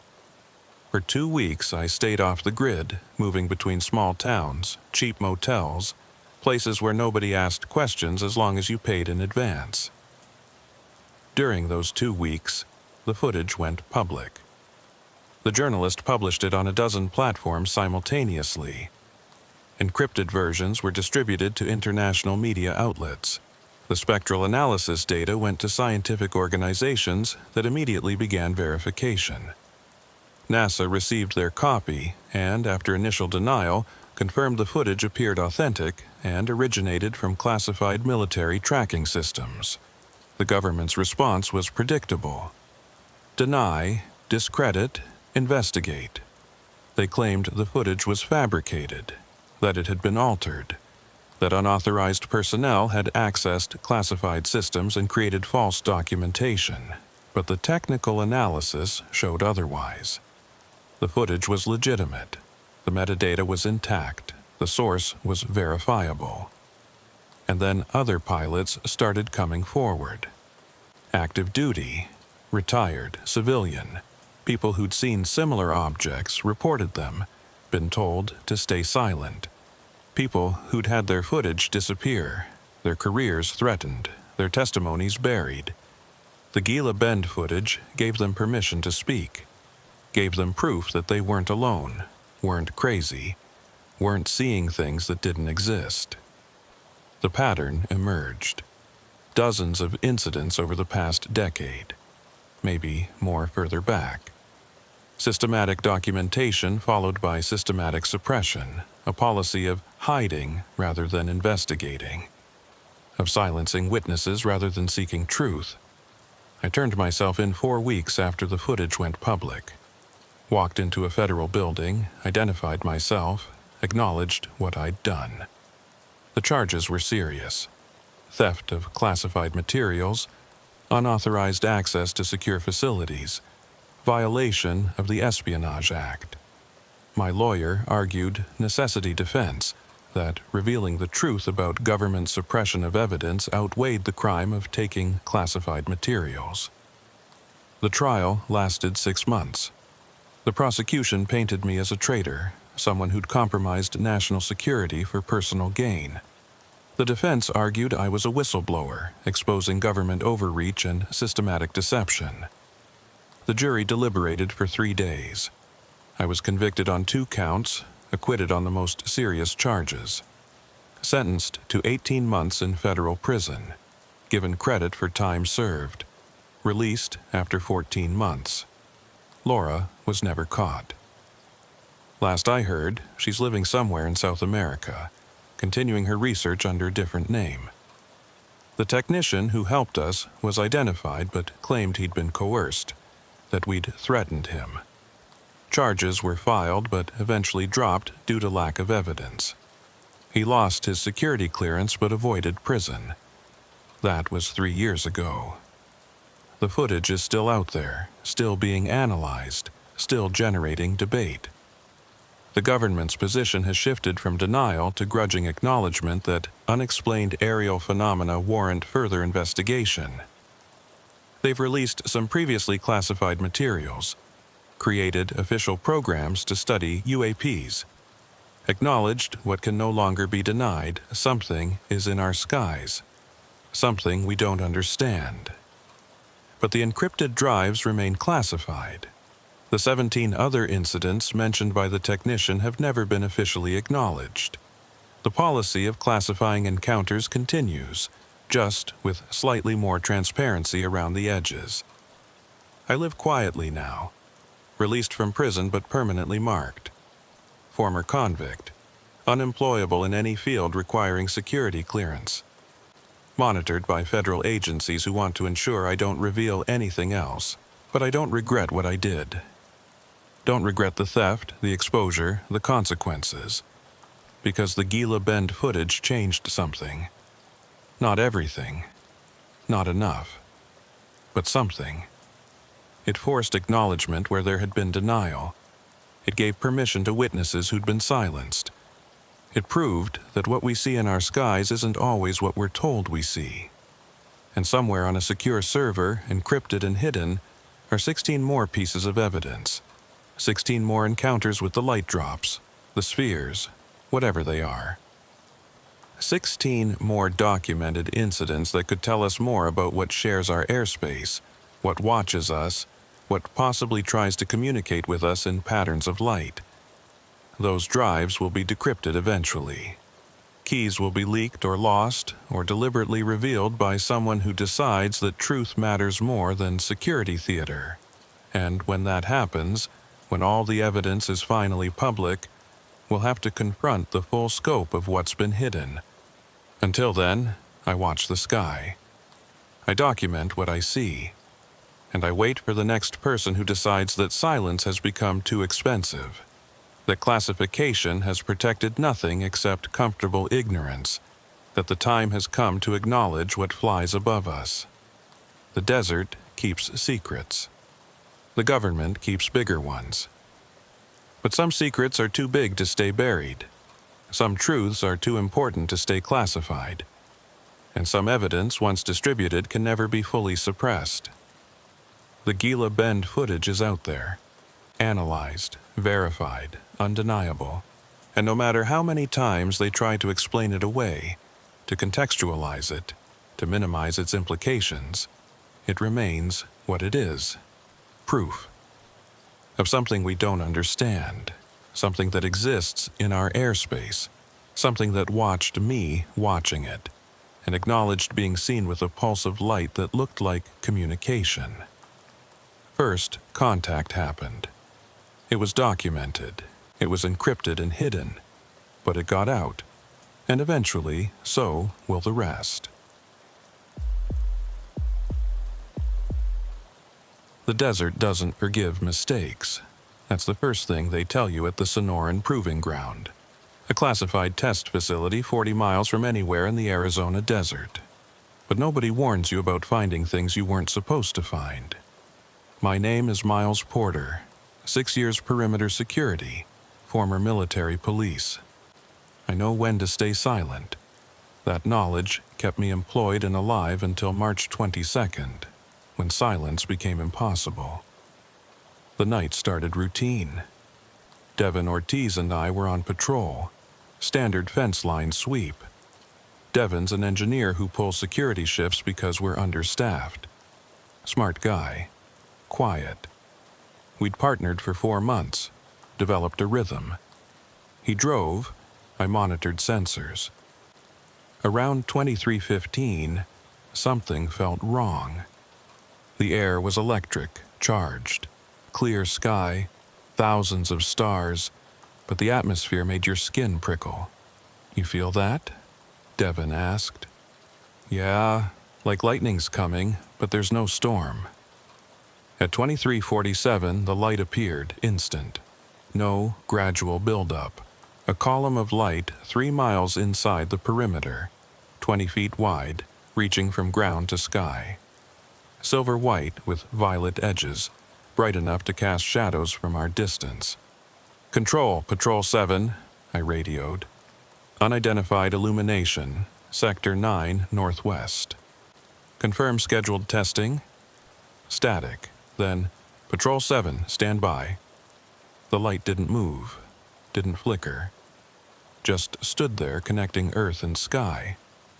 Patrol 7, requesting instructions. New voice, higher authority. Maintain position. Do not approach. Technical team en route. ETA 20 minutes. Devin looked at me. We're going anyway, aren't we? Protocol says investigate anomalies. That's an anomaly. We drove toward it, recording everything. At half a mile, Devin stopped. Look at the sand. The desert floor was reflecting the light wrong. Too bright. Mirror-like. Sand doesn't do that. At 200 yards, the light vanished, not fading. Instant absence. Camera got it? I asked. Everything. 11 minutes, 32 seconds. Control, Patrol 7. Illumination ceased. Approaching for inspection. Negative, hold position. We grabbed flashlights anyway. Sometimes you apologize later. The sand in a 20-foot circle was darker than surrounding desert. As we approached, I realized why. It had melted. Vitrified. Turned to glass. Jesus, Devon whispered. It's glass. Smooth surface. Crystalline. Reflecting our lights perfectly. Like Trinity Site glass from atomic testing, but no green tint. No radiation on my counter. Temperature? Devon checked.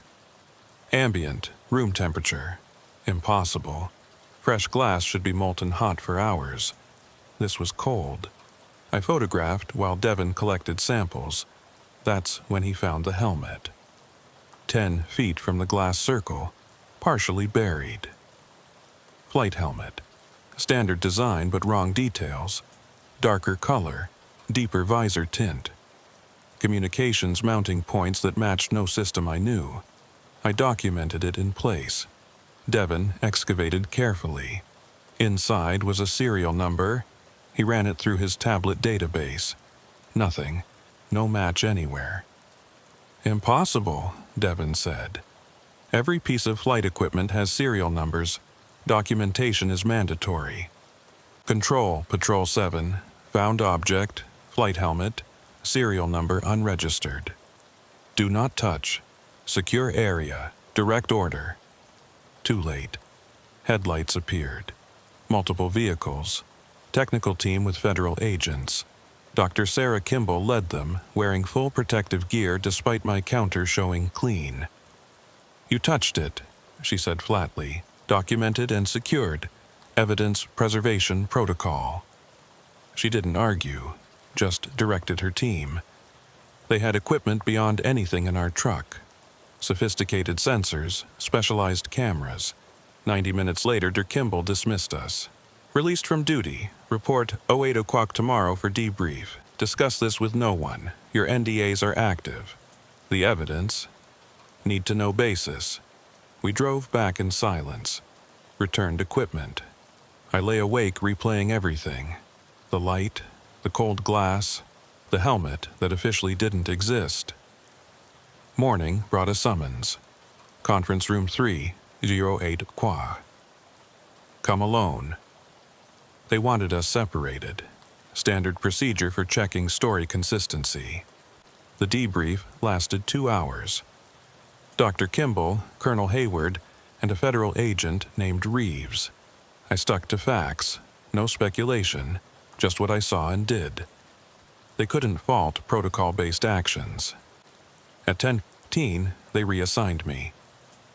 Interior security, badge checking, desk work, punishment disguised as routine. Devon got the same, lab work only, interior position. They were separating us, making sure we couldn't work together anymore. 3 weeks passed, boring work, but I couldn't stop thinking about it, the impossible physics, the unregistered equipment. On April 14th, I got an anonymous email. Others have seen this, the Copper Mine Bar, Gila Bend, Thursday 20th, come alone. Obviously a trap, but I showed Devon. Security test, he said. They're checking if we'll violate the NDA. Probably. But what if it's not? Thursday, we went, separately. The copper mine was perfect for clandestine meetings, local dive where proving ground staff never went. A woman approached, mid-40s. I'm Jennifer Hale, former proving ground security. September 2019. I saw the same thing. Light column, vitrified sand. I got discharged and blacklisted for reporting it. She showed offline photos. Desert floor, glass circle, identical to ours. We found this too. She swiped to another image, metal fragment, 8 inches long. Unknown alloy. Symbols in no known alphabet etched into it. There have been others, she said. Maybe 6 incidents, maybe more. All documented, classified, buried. Witnesses reassigned and silenced. What do you want? Devon asked. The helmet you found is still accessible. Document it before it disappears to deep storage. She knew about it, had inside sources. How do you know about the helmet? I have friends there. People who share information quietly. People who want someone outside maintaining records. She left us a burner phone number. Call if you want to help preserve truth. Over the next days, I wrestled with the decision. Then Devin messaged, "Helmets in Lab 7, minimal security Thursday night." Thursday, we infiltrated. Found the helmet in a storage locker with viewing window. I photographed everything. Devin found the analysis log. One entry froze me. Shell material matches September 2019 sample. Identical alloy composition. Common manufacturing source. Jennifer's fragment. This helmet, same source. Pattern confirmed across years. The door opened, Dr. Kimball. "Working late?" She wasn't surprised. "Documenting evidence," Devin said steadily. "You wanted to steal classified information. We wanted to preserve it before it disappeared. Like 2019 evidence you just confirmed matches this." Long pause. Then quietly, "You're right, I've analyzed 4 incidents over 6 years. 4 times I've documented materials that shouldn't exist. 4 times those reports were buried. Why tell us? Because you're willing to risk everything for truth. I can't. Family, career, but maybe you can." She pulled out a USB drive. "My analysis reports. All 4 incidents. Everything showing these objects come from programs outside normal oversight. Why give this to us? Someone needs to force this public. The helmet transfers tomorrow to deep Nevada storage. Once gone, gone forever." We took it, made copies, called Jennifer at dawn, met in the desert. "Dr. Kimball's analysis reports," I said, handing her the USB. 4 incidents, 6 years, pattern proof." She reviewed the files. "Comprehensive, documented proof of systematic suppression. Dr. Kimball can't leak it herself. We're giving you the choice. Once released, no taking it back. We know." 2 weeks later, it broke. Multiple outlets simultaneously. Evidence of systematic suppression at classified facilities. Analysis reports. Witness testimony. Patterns of something tested in the desert outside normal oversight. Government denied everything, but evidence was solid. Congressional hearings demanded. I was questioned 3 times. Denied leak knowledge. Cited protocol. They couldn't prove anything. Devin, same. Dr. Kimball claimed workstation compromise. All survived. Jennifer became public whistleblower. Testified before Congress. Demanded accountability. Slowly, government acknowledged incidents occurred. Maybe classification was excessive. Not full disclosure, but progress. A crack in silence. 6 months later, Jennifer messaged, "Thank you, worth it. I still work at Sonoran, interior security, but now I know I'm not alone. Others saw, others documented. Others chose truth over silence. The helmet existed. I photographed it. Even in deep Nevada storage now, its existence is no longer deniable. The Sonoran reflection. Media's name for it. The vitrified sand. The unregistered equipment. Evidence of something tested that officially doesn't exist. But existence doesn't need official acknowledgement. Evidence persists whether classified or public. Somewhere in the desert night, something still flies. Still leaves traces. Still turns sand to glass. The difference now? People are watching. Questions are asked. Oversight demanded. That, finally, is progress. The congressional hearings began in June. I watched them from my quarters at Sonoran. C-SPAN coverage showed the committee room packed with press, observers, government officials. Jennifer Hale sat at the witness table looking calm, prepared. Representative Morrison opened. Ms. Hale, you've provided this committee with substantial documentation. Please summarize what you're alleging. I'm not alleging. I'm presenting evidence. Jennifer's voice was steady. Between 2017 and March of this year, at least 6 documented encounters occurred at classified military facilities in Arizona. Each involved unexplained aerial phenomena. Each left physical evidence: vitrified sand, equipment fragments, materials with properties inconsistent with known manufacturing. Each witness was reassigned immediately. Each piece of evidence was classified and removed to deep storage. And you claim systematic suppression?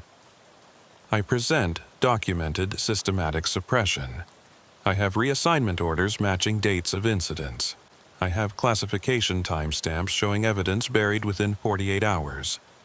I have testimony from multiple witnesses at multiple facilities describing identical response protocols. She pulled out folders. Dr. Sarah Kimball's analysis reports. 4 separate incidents. Materials tested showed identical alloy composition. High temperature tolerance beyond any current aerospace standard. We're talking materials that can withstand sustained temperatures that would vaporize titanium. Electromagnetic properties that don't match any known manufacturing process. These aren't marginal anomalies. These are fundamental impossibilities. Could the analysis be wrong? Dr. Kimball is one of the nation's leading materials scientists. Her lab has analyzed everything from spacecraft components to hypersonic test vehicles. Her methodologies are peer-reviewed and validated. When she says a material is anomalous, Congress should listen. Senator Blake leaned forward. The helmet found in March. You've referenced it multiple times. What makes it significant? Its serial number, Jennifer said. Standard U.S. military format. But it doesn't exist in any database. We checked manufacturer records. Nothing. Military inventory systems. Nothing. Even classified procurement databases used for black programs. Nothing. According to every official record, this helmet was never manufactured, never issued, never existed. Perhaps the records were lost. Lost across multiple independent systems. Manufacturer databases, military inventory, procurement records, maintenance logs, all losing the same serial number. That's not loss, that's erasure. Deliberate removal of evidence from official record. Why would anyone do that? Because that helmet belongs to a program so classified it operates outside normal documentation. A program that tests equipment in restricted airspace and then erases evidence when accidents occur, when a helmet falls from the altitude, when equipment fragments scatter, when something lands long enough to vitrify sand. The hearing room was silent. Senators exchanged glances. This wasn't conspiracy theory presented by fringe activists.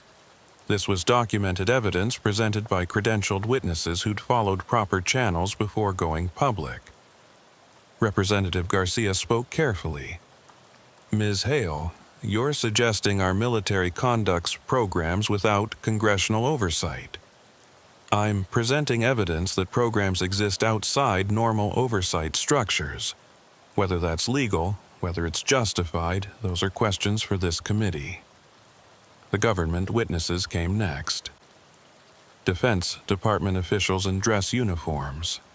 Intelligence agency representatives in careful suits, all with prepared statements emphasizing national security, operational sensitivity, need for classification. But when pressed on specifics, they faltered. Asked about the helmet's serial number, they claimed they couldn't comment on classified equipment.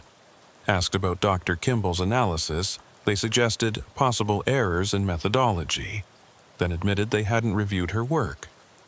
Asked about witness reassignments, they cited standard personnel rotation, then couldn't explain why all rotations occurred within 24 hours of incidents.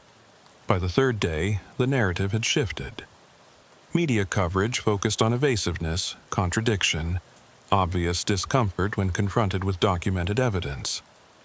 The government's position looked less like protection of legitimate secrets and more like cover-up of embarrassing truth. Senator Morrison summarized in closing remarks, "This committee has heard compelling testimony about incidents at classified facilities, about physical evidence collected and hidden, about witnesses silenced through reassignment, about systematic suppression of information Congress has oversight responsibility for. We will be establishing a dedicated subcommittee to investigate these matters. Witnesses will be called. Documents will be subpoenaed. If programs exist outside proper oversight, that will be corrected." The hearings ended. The media cycle continued for weeks. Public interest surged. UFO researchers celebrated.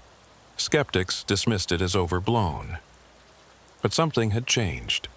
Questions that had been laughed at were now being asked by Congress.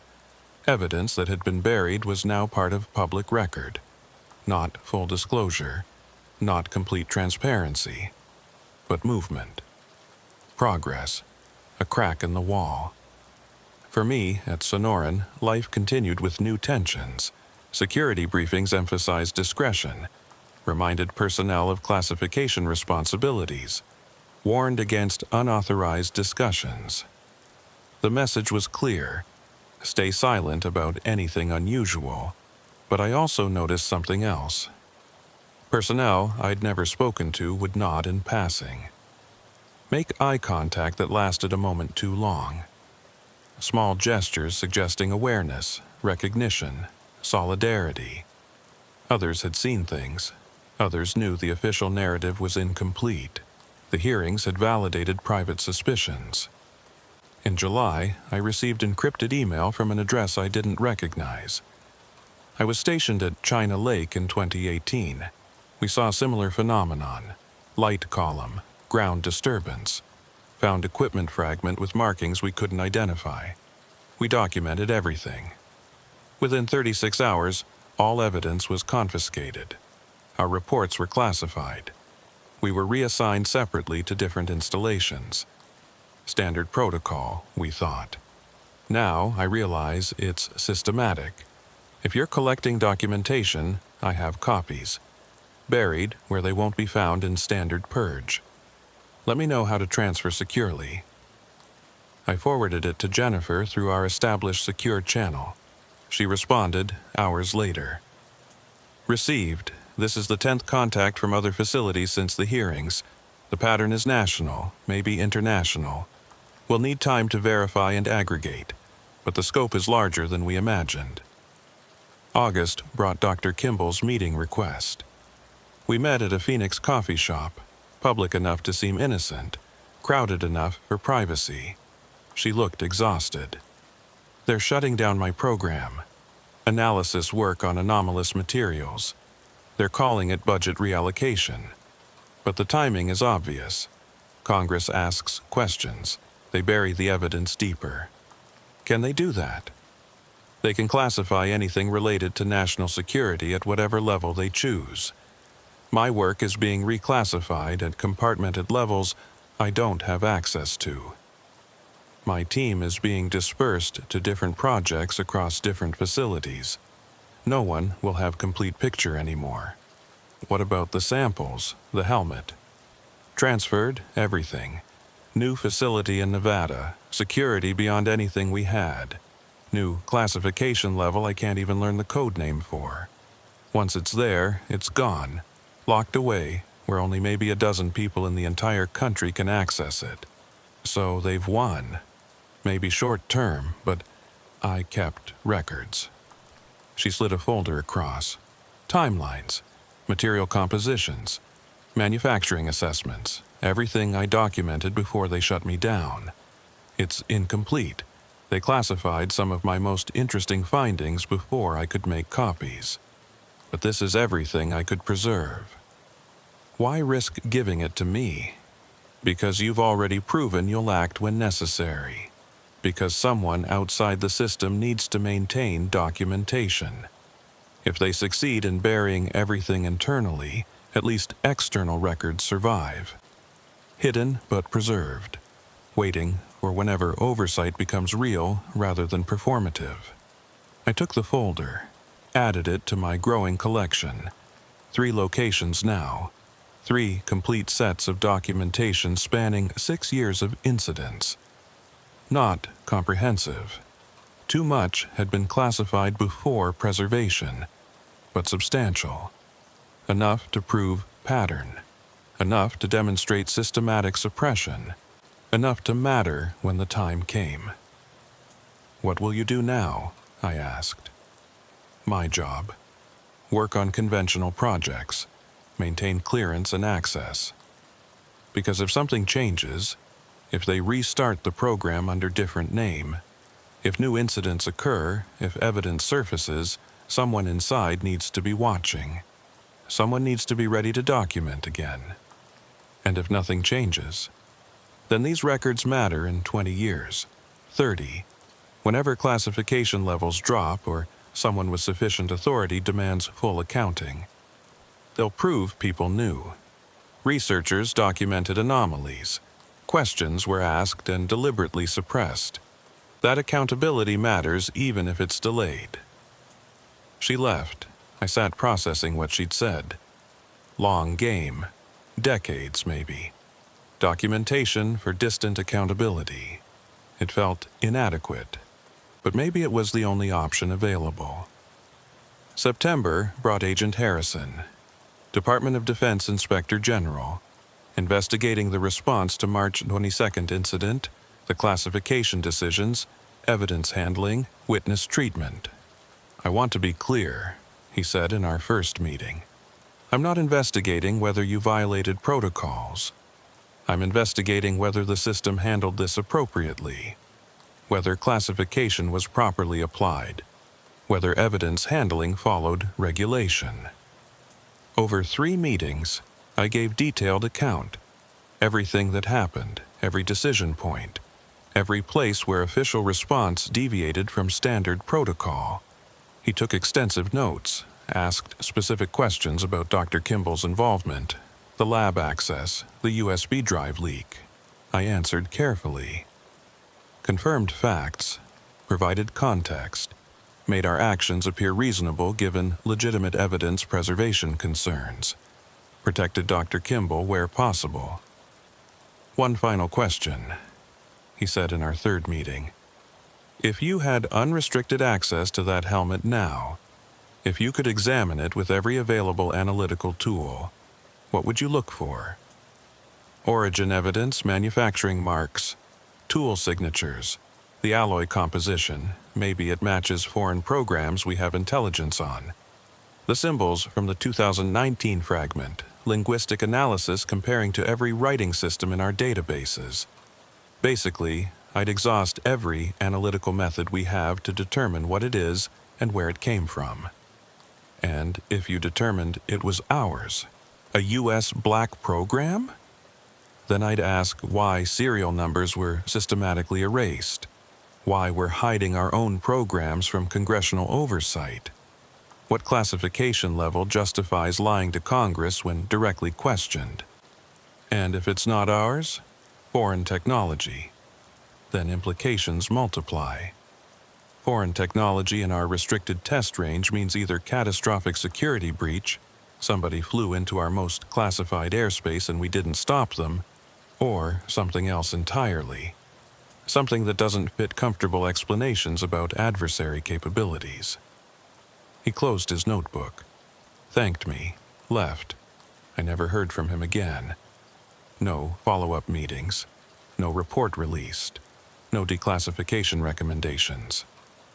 Just another investigation disappearing into bureaucratic archives. October marked 1 year since Jennifer's discharge. She'd become prominent in UFO disclosure community, conference speaker, media consultant, documentary participant.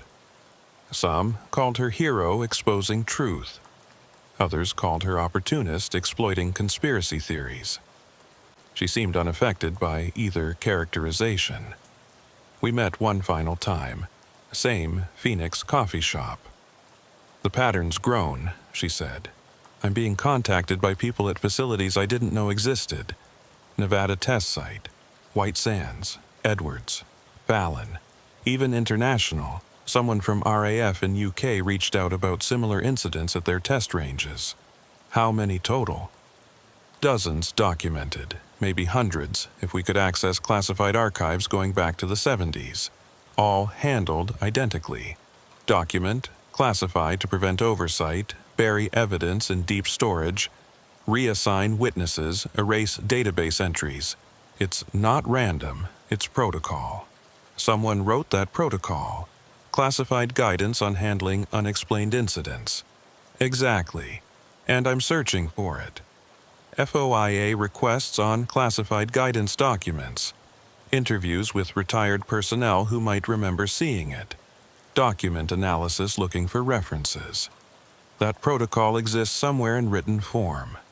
When I find it, when I can prove explicit instructions existed for systematic suppression, you prove it was policy. Organizational rather than individual. Spanning administrations and agencies. Something Congress can't dismiss as isolated judgment calls, which changes everything. Makes it institutional cover-up requiring institutional reform. Makes it political scandal rather than classified mystery. Makes it something public pressure can actually affect. How long? Years. These searches take time, but I'm patient, and I have support now. Researchers, former military with archives access, people inside current programs willing to share carefully. The network is growing. And if you find it, then we have proof. Documentation of systematic suppression policy, combined with physical evidence, witness testimony, analysis reports, becomes undeniable. Forces congressional action beyond hearings. Forces real oversight reform. She left me with that. Long game, patience, systematic accumulation of evidence that might not matter for years, but would matter eventually. November brought security changes at Sonoran. New protocols, enhanced monitoring, additional classification levels. The facility was tightening controls, making sure March 22nd couldn't repeat. But tightening created new problems. More restrictions meant more frustration. More compartmentalization meant more people aware something was being hidden. More witnesses with partial knowledge wondering about the rest. The system's attempt to prevent leaks paradoxically created conditions for more leaks. I still work perimeter security. Different sector, different partner. But same desert, same night sky, same possibility something might appear. And if it does, I'll document it. Same as before. Because that's what witnesses do. We observe, we record, we preserve. We ensure someone knows. The Sonoran reflection taught me that. Taught me evidence outlasts suppression. Documentation defeats denial. Witnesses matter even when silenced. I still see that light column sometimes. Closing my eyes. Perfect pillar connecting earth and sky. 11 minutes 32 seconds of impossible presence. I still feel the vitrified sand. Smooth, cold, wrong. I still remember the helmet. Dark, different, impossible. And I still have the photographs, the analysis reports, the documentation proving it happened. Proving it was real. They transferred evidence deeper, reclassified higher, implemented new protocols. But they can't unmake what happened, can't erase what we saw, can't delete what we documented. Truth persists, even buried, even hidden, even denied. And eventually, inevitably, truth emerges. That's the real Sonoran reflection. Not just what appeared that night, but what we did with it, how we documented it, preserved it, ensured it survived suppression attempts. The pattern continues. The cover-up continues. The suppression continues, But so does resistance. So does documentation. So does patient, persistent accumulation of evidence that someday will become undeniable. I'm part of that now. Network of witnesses who won't forget, who won't stop documenting, who won't accept comfortable lies over uncomfortable truth. Everything after March 22nd has been consequence. Everything after has been choice. The choice to remember, to document, to preserve, to resist. And that choice, repeated by witnesses at facilities across decades, is how truth eventually wins. Not through dramatic revelation, through patient, persistent, systematic documentation making denial impossible. That's my purpose now. Not security officer, not witness, documentarian, archivist of the impossible, keeper of records that shouldn't exist but do. The Sonoran reflection continues. In every similar incident, every suppressed report, every reassigned witness who refuses to forget, we are the reflection. Mirror showing truth to systems that want to hide it, and we persist, as long as lights appear, as long as evidence exists, as long as questions need asking. The desert keeps secrets, but we keep records, and records outlast secrets, always. It wasn't full disclosure. The helmet remained in deep storage. Other incidents stayed classified, but the pattern was acknowledged, questions legitimized, witnesses validated. For me, life continued at Sonoran, interior security, safe distance from the perimeter where impossible things still happened. But I received messages, encrypted, careful, from people at other facilities. Nevada test site, White Sands, China Lake. All reporting similar patterns. Lights, vitrified materials, equipment with impossible provenances, all suppressed. The pattern was bigger than Arizona, national, maybe international. In August, Dr. Kimball requested a meeting. Off base, coffee shop in Phoenix. "They're closing the program," she said quietly. "The analysis work I did. Shutting it down, dispersing the team, reclassifying everything higher. Because of the hearings? Because of visibility. As long as no one asked questions, they tolerated internal documentation. Now Congress is watching. They're burying deeper, making sure no more leaks occur. The evidence? Transferred, all of it. Nevada, deeper than before. New facility I can't access. New classification level I can't even learn the name of." She slid a folder across. "But I kept records, copies outside official systems, timelines, material compositions, manufacturing analyses, everything before the shutdown. Why give this to me? You've proven you'll do the right thing. Someone needs to maintain documentation outside the system. If they bury it completely, at least this exists, hidden but preserved. I took it. What will you do? My job, conventional projects, keep clearance.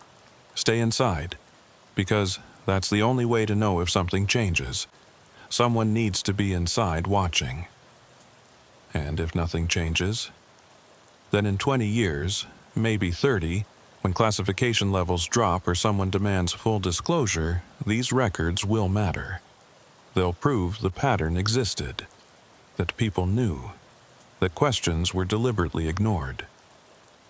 She left. I secured the folder with my other copies. 3 locations, 3 sets of documentation. Insurance against suppression. September brought a visitor. Agent Harrison, Department of Defense Inspector General.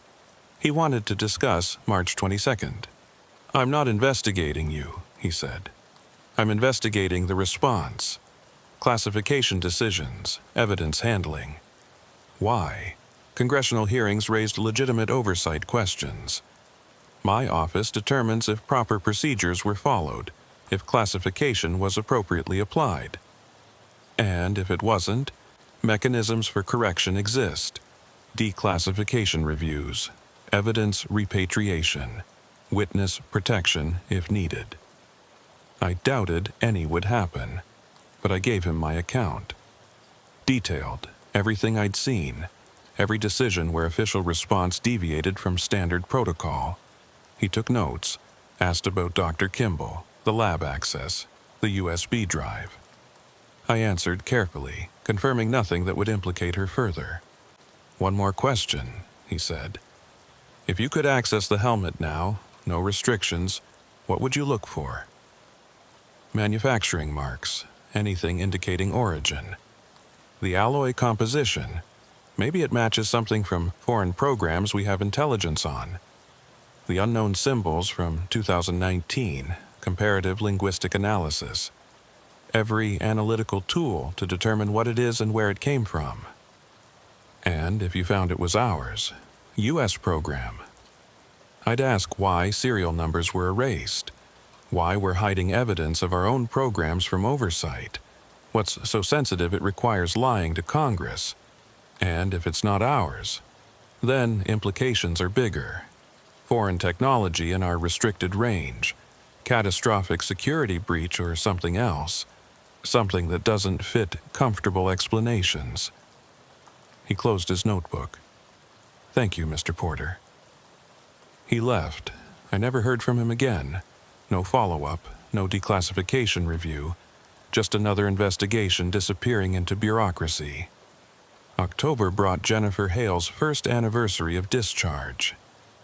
She'd become a figure in UFO research circles. Speaker, consultant. Some called her hero, others charlatan. She bore both equally. We met once more, same coffee shop. "The pattern's growing," she said. "People at facilities I didn't know existed, all reporting similar incidents, all suppressed nationwide. How many? Dozens, maybe hundreds going back decades. Some from the 70s, some from last month, all handled the same. Document, classify, bury, reassign witnesses, erase database entries. Someone's coordinating, response is too consistent. There's a protocol, probably classified itself, instructions for handling unexplained aerial incidents at restricted facilities, step-by-step suppression, standardized across departments and decades. Find the protocol, you prove systematic cover-up. Exactly, which is why I'm searching. FOIA requests, document mining, retired personnel. Somewhere that protocol exists in writing, and when I find it, proof of intentional organized suppression across administrations and agencies, which changes everything. Makes it institutional rather than individual. Makes it policy rather than accident. Makes it something Congress can't ignore. How long? Years, maybe, but I'm patient. Truth doesn't expire. November brought changes at Sonoran. New security protocols, enhanced monitoring, additional classification levels. The facility was tightening. But tightening meant more restrictions, more compartmentalization, more witnesses who saw pieces but never the whole, and that meant more chances for something to slip through.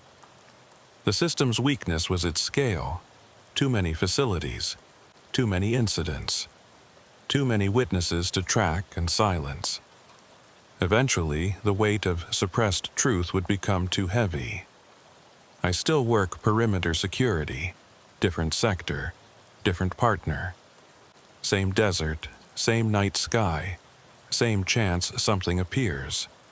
And if it does, I'll document it, same as before.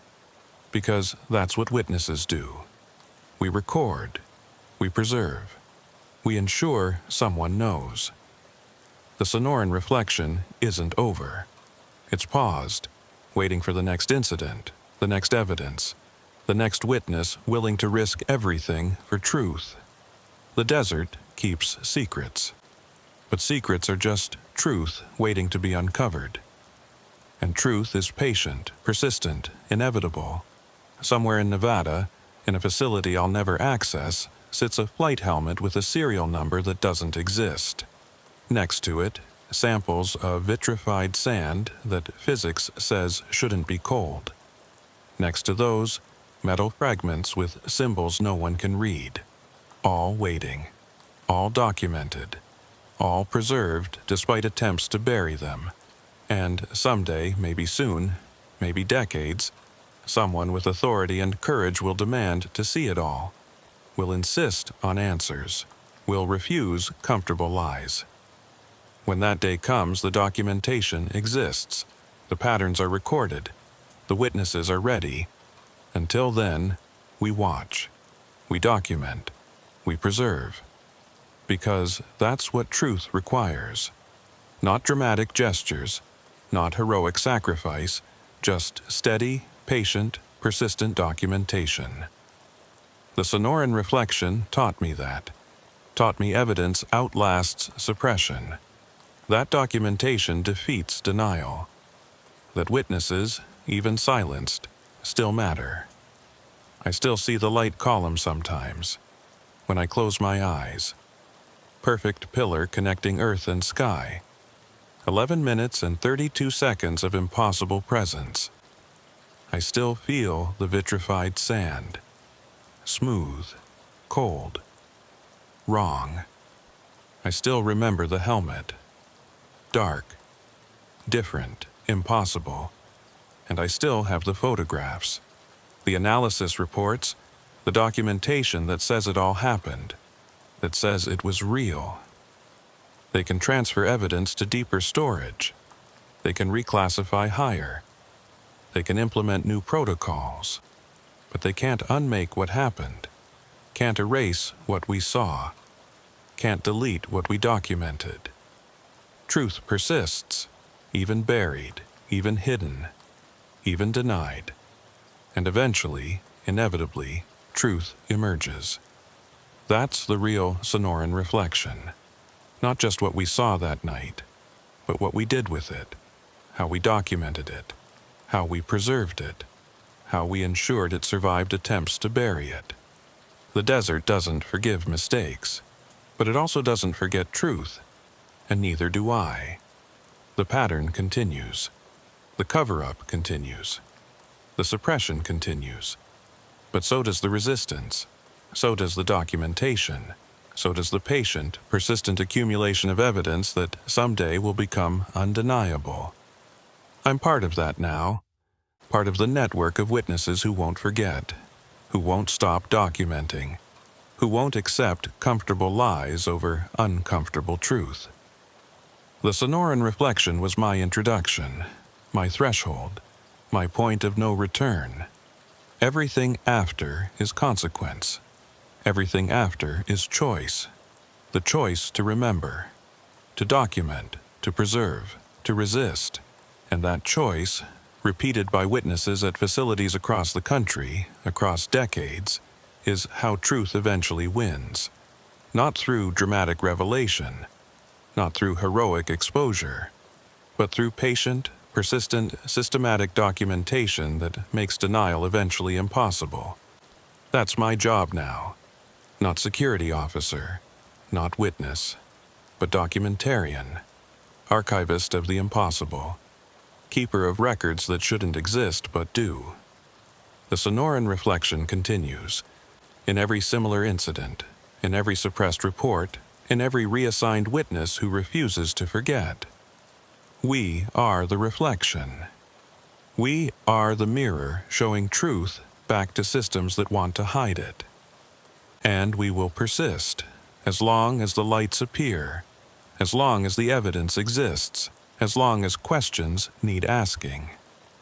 The desert keeps its secrets, but we keep the records, and in the end, records outlast secrets.